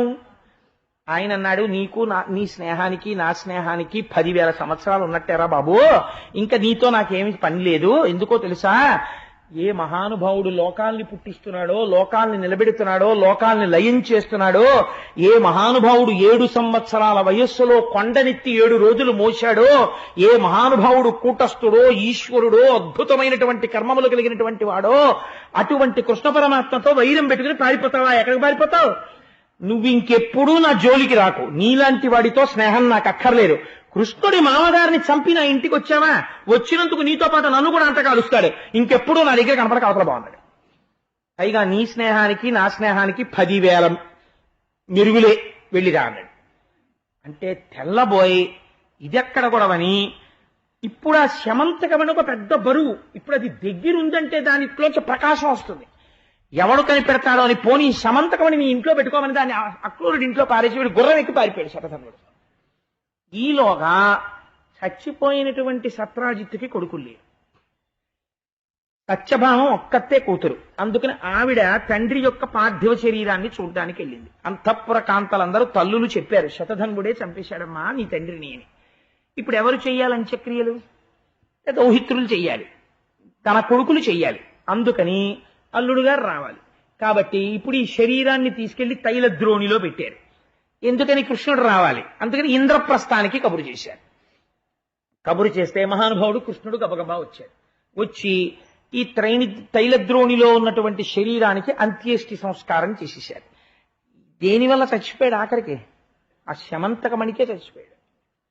చనిపోతే అంత్యక్రియలు చేసేసి కృష్ణ పరమాత్మ ఎవరు చంపారు వీణ్ణిలాగా అని అడిగారు. అడిగితే అదిగో ఆ శతధన్వుడు చంపేశాడు అన్నాడు. ఆ శతధన్వుడు ఎక్కడున్నా పట్టుకుని చంపేస్తానని ప్రతిజ్ఞ చేసి కృష్ణుడు గుర్రం మీద బయలుదేరాడు, బలరాముడు బయలుదేరాడు. బలరామకృష్ణులు ఇద్దరూ తనని తరువుకొస్తున్నారని తెలిసి శతధన్వుడు పరిగెడుతున్నాడు గుర్రం ఎక్కి. ఈ వెనక తరువుకొస్తుంటే మిథిలా నగరం వరకు వెళ్ళిపోయాడు. మిథిలా నగరం వరకు వెళ్ళిపోయిన తర్వాత తన చక్రాన్ని ప్రయోగించాడు కృష్ణ పరమాత్మ. ఆ శతధన్వుడు మరణించి గుర్రం మించి కింద పడిపోయాడు. అప్పుడు కృష్ణుడి దగ్గరికి వెళ్ళి వాడి బట్టలు వెతికాడు, శమంతకమణి కనపడలేదు. అన్నయ్య శమంతకమణి కనపడలేదు, కానీ ఈ శతధన్వుడిని మాత్రం చంపేశాను అన్నాడు. అంటే బలరాముడు అన్నాడు, పోన్లే వీడు ఖచ్చితంగా వీడికి బాగా స్నేహితులైన వాళ్ళ ఇంట్లోనే పెడతాడు ఆ శమంతకమణి. నాకు తెలుసున్నంత వరకు వీడికి బాగా స్నేహితులు కృతవర్మ అక్రూరుడు, వాళ్ళిద్దరి దగ్గరే ఉంటుందా శమంతకమణి, వాళ్ళ దగ్గరికి వెళ్ళి అన్నాడు. చెప్పి మిథిలా నగరంలో జనక మహారాజు గారి దర్శనం చేసొస్తాను రా అని జనక మహారాజు గారి దగ్గరికి వెళ్ళాడు బలరాముడు. మిథిలలో జనక మహారాజు గారు ఇచ్చినటువంటి ఆతిథ్యం, వారితో సంభాషణలో కొన్ని నెలలు అక్కడ ఉండిపోయాడు బలరాముడు. బలరాముడు అక్కడుండిపోతే ఇంతటి మహానుభావుడు మిథిలిలో ఉన్నాడు, పక్కన కృష్ణుడు లేడు. ఇదే సమయం గదాయుద్ధం ఆయన దగ్గర నేర్చుకోవాలని దుర్యోధనుడు మిథిల వెళ్ళాడు. వెళ్ళి అప్పుడే బలరాముడి దగ్గర నేర్చుకున్నాడు గదాయుద్ధం అంతా గురువు గారిని చేసుకుని. మిథిలలో బలరాముడు ఉండడం ఎవరికి పనికి వచ్చిందంటే దుర్యోధనుడికి పనికి వచ్చింది గదాయుద్ధం నేర్చుకోవడానికి. ఈలోగా కృష్ణ పరమాత్మ తిరిగి ద్వారకానగరానికి వచ్చారు. ఆ మాట ఈ మాటగా తెలిసిపోయింది. బలరాముడు అనుమానిస్తున్నాడు, అక్రూరుడి ఇంట్లో కానీ కృతవర్మ ఇంట్లో కానీ శమంతకమణి ఉన్నది అని కృష్ణుడికి తెలిసిపోయింది అని. ఏపో ఎల్లుండో కృష్ణుడు తప్పకుండా అక్రూరా నువ్వు శమంతకమణి తీశావా లేదా అని అడుగుతాడు అని శమంతకమణి పుచ్చుకుని అక్రూరుడు ఊరు విడిచిపెట్టి వెళ్ళిపోయాడు. ఇలా జరుగుతుంది అని మీరు ఊహిస్తారా అక్రూరుడి విషయంలో? అలా ఎందుకు చేశాడండి అక్రూరుడు? మీరు ఈ కథ చెప్పి వెళ్ళిపోయారనుకోండి, మా అందరికీ నిద్ర లేకపోతే ఆ పాపం మిమ్మల్ని చుట్టుకుంటుంది కదా, మరి మీరు ఇది పూర్తి చెయ్యొద్దా? ఎందుకు అలా చేశాడు అసలు అన్నది మీరు ఇక్కడ చాలా గుప్తమైన రహస్యం ఒకటి తెలుసుకోవాలి. ఈ రహస్యం తెలుసుకోవాలంటే నేను రామాయణం అయోధ్యకాండలో ఒక సంఘటన మీకు చెప్తే మీరు తొందరగా పట్టుకుంటారు. నేను మీకు ఒక సంఘటన చెప్పి ఇది చెప్తాను, మీరు దాన్ని చక్కగా అన్వయం చేసేసుకుంటారు. అరణ్యవాసానికి రామచంద్రమూర్తి వెళ్ళిపోవడానికి కైకమ్మ కోర్కెలు కోరినప్పుడు భరతుడు కాని శత్రుఘ్నుడు కాని అయోధ్యలో లేరు. మందర మాటలు చెప్పింది, కైకమ్మ వరాలు అడిగింది. అడిగితే రాముడు అరణ్యవాసానికి వెళ్ళిపోయాడు. అరణ్యవాసానికి వెళ్ళిపోయిన తర్వాత భరతుడు వచ్చాడు మేనమామ గారి ఇంటి నుంచి. మీరు విన్నారు కదా రామాయణం. ఒక రోజున వీళ్ళిద్దరూ ఇలాంటి సమయంలో ఇటువంటి చీకటి పడుతుండగా అంతఃపురం గోడ దగ్గర కూర్చుని ఏడుస్తున్నారు భరత శత్రుఘ్నులు. ఎంత బాధ కలిగింది. మహానుభావుడు ధర్మమూర్తి రాముడు అరణ్యవాసంలో ఉన్నాడు, మనం ఇలా ఉండిపోయాము, మా అమ్మ ఎందుకు అడిగింది ఈ వరాలని. ఇంత మంచి సలహా ఇచ్చినందుకు మందరకి కైకమ్మ దాని గూనికి బంగారు తొడుగు చేయించింది. అదేదో పెద్ద సింహతలాటంలాగా గూనికి బంగారం తొడిగెట్టుకుని మెట్లు దిగుతోంది ఆ మందర. దిగుతూ ఉంటే శత్రుఘ్నుడు చూశాడు. అన్నయ్యా అన్నయ్యా, ఇదిగో ఇదేరా మన ఇక్ష్వాకు వంశానికి చిచ్చు పెట్టింది, ఇదే మన అమ్మకి వెళ్ళి చెప్పిందిట, అందుకని దీన్ని చంపేస్తాను రా అన్నయ్య అన్నాడు. అని పరిగెత్తుకెళ్ళి దాన్ని జుత్తట్టుకున్నాడు. పట్టుకునేటప్పటికీ పండిపోయినటువంటి పళ్ళు కొమ్మదులిపితే రాలిపోయినట్టు అది ఏడి చటు ఇటు పరిగెడుతుంటే పెట్టుకున్న ఆభరణాలన్నీ కింద పడిపోయి దాన్ని పట్టుకుని కత్తి తీసి పొడి చేయిపోయాడు. భరతుడు అన్నాడు ఆగన్నాడు. ఏ అన్నాడు శత్రుఘ్నుడు. రాజ్యం మందర వల్ల పోయిందని తెలుసున్న రాముడే చంపలేదే మందర్ని, రాముడి వెంట ఉన్న లక్ష్మణుడు చంపలేదే, రాముడి ఆజ్ఞ లేకుండా మనం మందరిని చంపితే నేను చెయ్యని పని చెయ్యగలిగినంత మొనగాళ్ళ మీరని రాముడు రేపు పొద్దున్న మన అడిగి దూరం పెడితే అందుకుని వదిలేయన్నాడు. ఏమి నీతి చూడండి భరత శత్రుఘ్నుంది. వదిలిపెట్టేశాడు భరత శత్రుఘ్నుడు మందర్ని. అక్రూరుడి విషయంలో భక్తి మోతాదు ఎక్కువైపోయి ఒక పొరపాటు జరిగింది. అక్రూరుడు కృతవర్మకి కడుపులో ఒక బాధ ఉంది. ఈ సత్రాజిత్తు మా కృష్ణుడి మీద నిందలు వేశాడు. శమంతకమణిని కృష్ణుడే ఎత్తుకుపోయాడు, కృష్ణుడే ఎత్తుకుపోయాడు, కృష్ణుడే ఎత్తుకుపోయాడని వాడు ఆయన ప్రచారం చేస్తున్న రోజుల్లో వీళ్ళ మనస్సు దహించుకుపోతుండేది. మా పరమాత్మ మీద వీళ్ళు ఇన్ని నిందలు వేస్తారా, ఇంత తప్పు మాటలు మాట్లాడతారా అని కడుపులో ఆగ్రహాన్ని పెంచేసుకుని ఉన్నారు. ఒకానొకనాడు శమంతకమణి దొరికింది. సత్యభామని పట్టుకెళ్లి ఇచ్చేశారు. కృష్ణుడు మర్చిపోయాడు వైరాన్ని. మరిచిపోయి మామగారిగా సత్రాజిత్తుని స్వీకరించాడు. శమంతకమణిని తీసుకోలేదు. కానీ ఇన్ని మాటలన్నాడు మా కృష్ణుణ్ణి అన్న మంట మాత్రం కడుపులో పెట్టుకున్నారు. భరత శత్రుఘ్నుల్లా ప్రవర్తించలేకపోయారు. ప్రవర్తించలేక కొంచెం అతి చనువు చేసి ఎలాగైనా ఈ సత్రాజిత్తుని చంపించాలని శతధన్వుడిని రెచ్చగొట్టారు కృష్ణుడు లేని సమయం చూసి. నిజంగా సత్రాజిత్తు చచ్చిపోయిన తర్వాత వాళ్ళకి కావలసిందంతవరకు కృష్ణుడితో వైరం వాళ్ళకి అక్కర్లేదు. అందుకని ఇంకా నీతో మాకేం పని లేదు పొమ్మన్నారు. ఆ శతధన్వుడు చచ్చిపోయాడు. కానీ ఈ మణి అంటుకుంది వచ్చి. ఇప్పుడు ఈ మణి ఉంది అని తెలిస్తే ఎందుకు చేశారు ఈ పని అని అడుగుతాడేమోనని ఇప్పుడు వచ్చింది పశ్చాత్తాపం. భగవంతుడికి దూరం అయిపోయారు. అతిభక్తితో చేసినటువంటి తప్పిదాలు కూడా ఈశ్వరుడికి దూరం చేస్తాయి. కాబట్టి భక్తి పెచ్చు మీరి నీ ఈశ్వరుణ్ణి నువ్వు ఆరాధన చెయ్యడము ఎప్పుడూ దోషము కాదు. ఈశ్వరారాధన పేరు చెప్పి ఈశ్వర తిరస్కారము, ఈశ్వర నింద, ఈశ్వరుని యొక్క వేరొక రూపం మీద కక్ష పెంచుకోవడం, తప్పుడు ప్రచారాలు చేయడం అటువంటి ప్రమాదాన్ని తీసుకొచ్చేస్తుంది. దాన్ని ఈశ్వరుడు ఆపడం. ఏమైపోయాడు? నిజంగా ఈశ్వరుడికి దూరం అవడానికి పనికి వచ్చిందంతే ఈ భక్తి. అక్రూరుడు దూరం అయిపోయాడు, కృతవర్మ దూరం అయిపోయాడు. కానీ ఎంత దూరం అయిపోయినా లోపల మాత్రం ఒక గొప్ప భక్తి ఉంది కృష్ణుడి మీద. ఈ భక్తి ఏం చేసిందో తెలుసా అండి? 2 లక్షణాలు కలిసి వచ్చాయి అక్రూరుల్లో. ఒకటి జన్మతః సాధింపబడినటువంటి ఫలితం, 2 మహాపురుషుని యొక్క తేజస్సు, 3 అలవి మీరినటువంటి కృష్ణభక్తి. 3 ఏకకాలమునందు అక్రూరుడి యందు ఉన్నాయి. మొదటిది ఏమిటో తెలుసా అండి? అసలు జన్మతః మహాపురుషుడైన. ఎందుచేత అంటే ఒకానొకప్పుడు కాశీరాజ్యాన్ని కాశీరాజు పరిపాలిస్తుండేవాడు. కాశీరాజ్యంలో వర్షాలు పడడం ఆగిపోయాయి. ఆగిపోతే కాశీరాజు గారు ఎలా వర్షాలు పడతాయి అని అడిగాడు. అడిగితే ఏదో పెద్ద అపచారం జరిగింది. ఇంత అపచారం పోవాలంటే ఒక మహాభక్తుడైన వాడు, ఒక మహాపురుషుడైన వాడు రావాలి. ఆయన వస్తే ఈ పాపము విరిగిపోతుంది, వర్షములు తమంత తాము పడిపోతాయి. రామాయణంలో బాలకాండలో ఋష్యశృంగుణ్ణి తీసుకొచ్చారు అలాగా. భాగవతంలో అలా కాశీరాజు గారు శ్వఫల్కుణ్ణి తీసుకెళ్లారు. శ్వఫల్కుడు రాగానే కాశీరాజ్యంలోకి మేఘాలొచ్చి బ్రహ్మాండమైన వర్షాలు పడ్డాయి. పరమ సంతోషాన్ని పొందినటువంటి కాశీరాజు 365 రోజులు నియమం తప్పకుండా ప్రతిరోజు గోదానం చేశాడు. అలా గోదానం చేస్తే తనకి పుట్టినటువంటి కుమార్తె అయిన గాంధిని శ్వఫల్కుడికిచ్చి వివాహం చేశాడు. ఇంతటి ఫలితాన్ని పొందినటువంటి కాశీరాజు యొక్క కూతురైన గాంధినితో వేరొక మహాపురుషుని యొక్క తేజస్సు కలిసింది.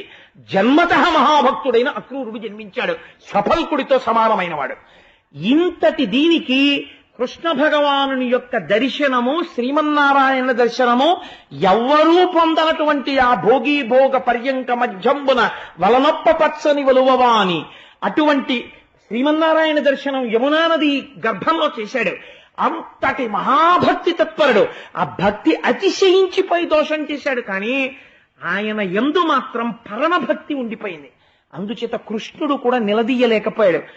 ఈశ్వరుడే ఎక్కడున్నా ఇంతటి భక్తుడు వెళ్ళిపోతే వర్షం కురవడం ఆగిపోయింది. ఈశ్వరుడు గొప్ప, భక్తుడు గొప్ప, భక్తుడే గొప్ప తీర్పు చెప్పింది శమంతకోపాఖ్యానం. ఎంత గొప్ప వృత్తాంతమో చూడండి శమంతకోపాఖ్యానం అంటే. కృష్ణుడున్నాడు ద్వారకలో, బలరాముడున్నాడు ద్వారకలో, వర్షాలు లేవు. ఎందుకు లేవు? అక్రూరుడు వెళ్ళిపోయాడు. ఎందుకు వర్షాలు పట్టలేదని అడిగాడు కృష్ణుడు. అక్రూరుడు వెళ్ళిపోయాడయా ఈ ఊరి నుంచి అన్నాడు. అటువంటి మహాత్ముడు ఊరి విడిచిపెట్టి వెళ్ళడానికి వీల్లేదు. మీరు వెళ్ళి కృష్ణ భగవానుడు పరమసాదరంగా తీసుకురమ్మంటున్నాడు అని తీసుకురండి అన్నారు. అంటే మళ్ళీ వెళ్ళి స్వాగతం చెప్పారు అక్రూరుడికి. అక్రూరుడికి సత్రాజిత్తుకి ఉండే తేడా ఇదే. నేను తెలిసో తెలియకో ఆగ్రహంలో కృష్ణ భక్తిలో పొరపాటు చేసేశాను. భక్తి పొరపాటు చేయడానికి మార్గం కాకూడదు, భక్తి సంయమనానికి దారి తీయాలి ఎప్పుడు తప్ప. భక్తి అని పేరెట్టుకుని ఇంకొకళ్ళని విమర్శ చేయడం భక్తి ఎప్పుడూ అవదు. భక్తికి సంయమనము ఎంత అవసరమో శమంతకోపాఖ్యానం నిరూపణం చేస్తుంది. కాబట్టి ఏమైంది అంటే, మళ్లీ తిరిగి వచ్చినటువంటి అక్రూరుడికి సాదరంగా స్వాగతం చెప్పి కూర్చోపెట్టి అర్ఘ్యపాద్యాదులిచ్చి భోజనం పెట్టి నిండు కొలువు చేసి కృష్ణ పరమాత్మ అక్రూరుడితో ఒక మాట అన్నారు. మహానుభావ, నువ్వు చాలా గొప్పవాడివి, గొప్ప భక్తుడివి. నువ్వు వెళ్ళిపోతే వర్షాలు పడలేదు, నువ్వు ఈ ఊళ్ళో ఉండు. కానీ నాకు తెలుసు, నీకు తెలుసు ఒక విషయం, శమంతకమణి నీ దగ్గరే ఉంది. సత్రాజిత్తుని చంపిన శతధన్వుడు నీ ఇంట పెట్టి వెళ్ళాడు. లేదు అని నువ్వు అనకు. ఎందుకో తెలుసా? శమంతకమణిని నేనపహరించలేదు అన్న విషయం మా అన్నయ్యకి తెలియాలి. లేకపోతే మా అన్నయ్యకి అనుమానం వస్తుంది. ఎందుకని? ఒకానొకప్పుడు బ్రహ్మగారు గోవుల్ని తీసుకెళ్లిపోతేనే అన్ని గోవుల్ని సృష్టించినవాడు, అంతమంది గోపాలుల్ని సృష్టించినవాడు శమంతకమణిని తేలేడా అనుకుంటాడు. నిన్ను శిక్షించి తేవడానికి నువ్వు భక్తుడవు. నీ అంత నువ్వుగా ఇచ్చేయడమే న్యాయంగా ఉంటుంది. నీ తప్పు దిద్దుకోవడం అవుతుంది, పశ్చాత్తాపం అవుతుంది. 2, నా అన్నగారి పట్ల నేను దోషం లేనివాడనై నిలబడినట్లుంటుంది. ఈశ్వరుడి యొక్క కారుణ్యము చూడండి. ఒక భక్తుడితో మాట్లాడేటప్పుడు నిలదీయలేదు. ఆయనే తలుచుకుంటే శమంతకమణిని బయటికి లాగలేడండి. తన మీద పెట్టుకున్నాడు. నా అన్నగారి ముందు నేను దోషిగా నిలబడకుండా చూడవయ్యా క్రూరా అన్నాడు. ఇంత భక్తి ఉన్నవాడు ఇప్పుడు తన పీక పోయినా సరే నా స్వామికి అపనింద రాకూడదని శమంతకమణిని తీసి ఇచ్చేయాలి. ఎంత గొప్పగా మాట్లాడాడో చూడండి. తీసి ఇచ్చిన తర్వాత పీక పోతుందేమో అన్న భయము కూడా ఒక మహాభక్తుడికి లేశమాత్రం కూడా కలగకూడదు. మళ్ళీ అదే అపచారమే. అందుకని ఎంత స్పష్టంగా మాట్లాడాడో చూడండి. కృష్ణుడు ఒక భక్తుడితో మాట్లాడేటప్పుడు, మణిగ్రహింపుమీవ మా ఎన్ననను నమ్మడు ఎలమి జనులకెల్లచూపుమయ్య నీ గృహమున హాటక వేదికా సహిత మఖముల మరు సంతతమును. ఆ మణిని ఒక్కసారిలా చూపించు. అవును, నా దగ్గరే ఉంది, కృష్ణుడి దగ్గర లేదు. మా అన్నయ్య నమ్ముతాడు, నేను తీసుకోలేదు ఆ మణిని. 2, అది యథార్థమునకు ఎవరికి చెందాలి? సత్యభామకి చెందాలి. ఎందుకంటే సత్రాజిత్తు మరణించాడు కాబట్టి, ఆయన కూతురు కాబట్టి, పుత్ర సంతానం లేదు కాబట్టి సత్యభామకి వెళ్ళాలి. అయినా నాకు అక్కర్లేదు, సత్యభామ నా భార్య కాబట్టి అల్లుణ్ణి కాబట్టి సత్యభామకి ఇవ్వడం కృష్ణుడికి ఇవ్వడం అన్నది రెండు ఉండవు. నేను తీసుకోవాలి, కానీ నాకు అక్కర్లేదు, నేను పుచ్చుకోను, నువ్వే తీసేసుకో. నీ ఇంటిలో ఒక బంగారు వేదిక మీద ఆ శమంతకమణిని పెట్టి, సత్రాజిత్తులో తీసుకెళ్లి ఎక్కడో దాచక్కర్లేదు, పెట్టి రోజు వచ్చినటువంటి 8 బారువుల బంగారంతో నిరంతర యజ్ఞ యాగాది నారాయణ సేవ భోజనాలు పెడుతూ నిరంతరం భాగవతులతో నీ జీవితాన్ని తరింప చేసుకో. శమంతకమణిని అలా వాడుకో, కానీ ఒక్కసారి చూపించు, మా అన్నయ్య దగ్గర నేను మాట పడనన్నాడు. అంతకు మించి నిగ్రహించలేదు అక్రూరుణ్ణి. వెంటనే కన్నుల నీరు కారుతూ నా వలన నా స్వామికి నింద రావడమానని తన బట్టలో దాచుకున్న శమంతకమణిని తీసి ఇచ్చేశాడు అక్రూరుడు. ఆ శమంతకమణిని మొన్న మంగళసూత్రాలు చూపించినట్టు సభలో అందరికీ చూపించాడు కృష్ణుడు. ఇదిగో అక్రూరుడు ఉన్నాడు, అబద్ధం కాదు, అక్రూరుడు అబద్ధం ఆడ్డు, మహాపురుషుడు అని. అప్పుడు ఆ మణిని అక్రూరుడికి ఇచ్చేశాడు. అక్రూరుడు తీసుకెళ్లి తన ఇంటిలో బంగారు వేదిక మీద పెట్టాడు. అది రోజు 8 బారువుల బంగారం పెట్టేది. ఈ 8 బారువుల బంగారంతో రోజు చక్కగా యజ్ఞయాగాది క్రతువులు, ఇంటికొచ్చేటటువంటి వాళ్ళందరికీ గోపాలకృష్ణ గారు కోరుకున్న షడ్రసోపేతమైన భోజనాలు. ఇంకేముందండి, 5 రూపాయల డొనేషన్ అక్కర్లేదు. అయ్యప్ప స్వామి గుళ్ళో పూజల్లాగా హాయిగా ప్రతిరోజు అక్రూరుడింటికి వెళ్ళిపోతుండడం, యజ్ఞప్రసారం తీసుకుంటూ ఉండడం, భోజనాలు చేస్తుండడం. అక్రూరుడికి కావలసిందేమిటి, ఎప్పుడు నారాయణ సేవ, భగవంతుడిని అలా సేవించుకోవడం. జీవితాంతం అలా సేవించుకోగలిగినటువంటి ఫలితాన్ని అక్రూరుడికి ఇచ్చాడు. ఇప్పుడు ఆ శమంతకమని ఏమైంది, ఈశ్వరార్చనకు ఉపయోగపడింది. ఎవడు ఈశ్వరార్చనకు శమంతకమని దగ్గర పెట్టుకున్నాడో వాడికి అది బరువు కాలేదు. అది హాయిగా రోజు అందరూ వచ్చి అదే శమంతకమని అని నమస్కారం పెట్టి వెళ్ళేవాడు. ఇప్పుడు దాన్ని ఎవడు ముట్టుకునేవాడు కాదు. ఎందుకని, దాంతోటే రోజు యజ్ఞయాగాదులు చేస్తారు. ఎవడి తరం దాన్ని ముట్టుకోవడం ఇప్పుడు ఎవడు ముట్టుకోవాలి. అలా అక్రూరుడి ఇంట్లో ఉండి ఆ యజ్ఞయాగాదుల చేత చక్కగా వర్షాలు పడుతూ అందరూ శోభిల్లుతూ ఆనాడు క్షీరసాగర మదనంలో వచ్చిన కామధేనువు ఋషులకెళ్ళినట్టు ఈ శమంతకమని చివరికి అక్రూరుడి దగ్గరికి వెళ్ళి శాంతించినది. ఈ కథ ఇన్ని మలుపులు తిరగడంలో పరమోత్కృష్టమైనటువంటి ఈ ఆఖ్యానాన్ని ఎవరు వింటున్నారో అటువంటి వారందరికీ కూడా ఒక దివ్యమైన ఫలితం వస్తుంది అని చెప్పారు పోతన గారు. ఎందుకు ఈ శమంతకోపాఖ్యానాన్ని భాగవతంలో చెప్పవలసి వచ్చింది అంటే, ఎవరెవరు దీన్ని వింటున్నారో ఘనుడు భగవంతుడు ఈశ్వరుడు అనఘుడు మణి తెచ్చి ఇచ్చినట్టి కథనమున్ వినిన పఠించిన తలచిన జనులకు దుర్యశము పాప సంఘము తొలగున్. చాలా కాలం నుంచి తను చెయ్యని నేరానికి తన మీద అపనిందతో ఉన్నవాడెవరైనా వింటే అటువంటి వాడు తన మీద ఉన్న అపనింద తాను తొలగించుకోలేకపోతే ఈ శమంతకోపాఖ్యానాన్ని చదివినా విన్నా మనసులో ఒక్కసారి తలుచుకున్నా అటువంటి వారికి ఉత్తర క్షణం ఆ అపనింద పోయేటటువంటి అవకాశము కలుగుతుంది. 2, వారికి ఉన్నటువంటి పాపరాశి ధ్వంసమైపోతుంది. మహాభక్తుడైన అక్రూరుడి చరిత్ర అంతర్లీనంగా వెళ్ళింది కాబట్టి ఈ 2 ఈ శమంతకోపాఖ్యానంలో అంతర్లీనముగా ప్రతిపాదింపబడినవి అని ఈ ఫలశ్రుతిని చెప్పి ఒక్క మాట మాత్రం చెప్పారు. ఏమనంటే, ఈ కథనమున్ వినిన పఠించిన తలచిన ఇవి జరగాలి అంటే విశ్వాసం ఉండాలి. మొట్టమొదట ఈశ్వరవాక్కు మీద విశ్వాసం లేని సత్రాజిత్తే కదా ఇన్ని బాధలు పడ్డాడు. ఇక్కడ నమ్మి అదేమిటండి వినేస్తే అలా అయిపోతుందా అంటే వాడు సత్రాజిత్తే. అలా అవుతుంది అని నమ్మగలిగితే వాడు మహాపురుషుడు అవుతాడు.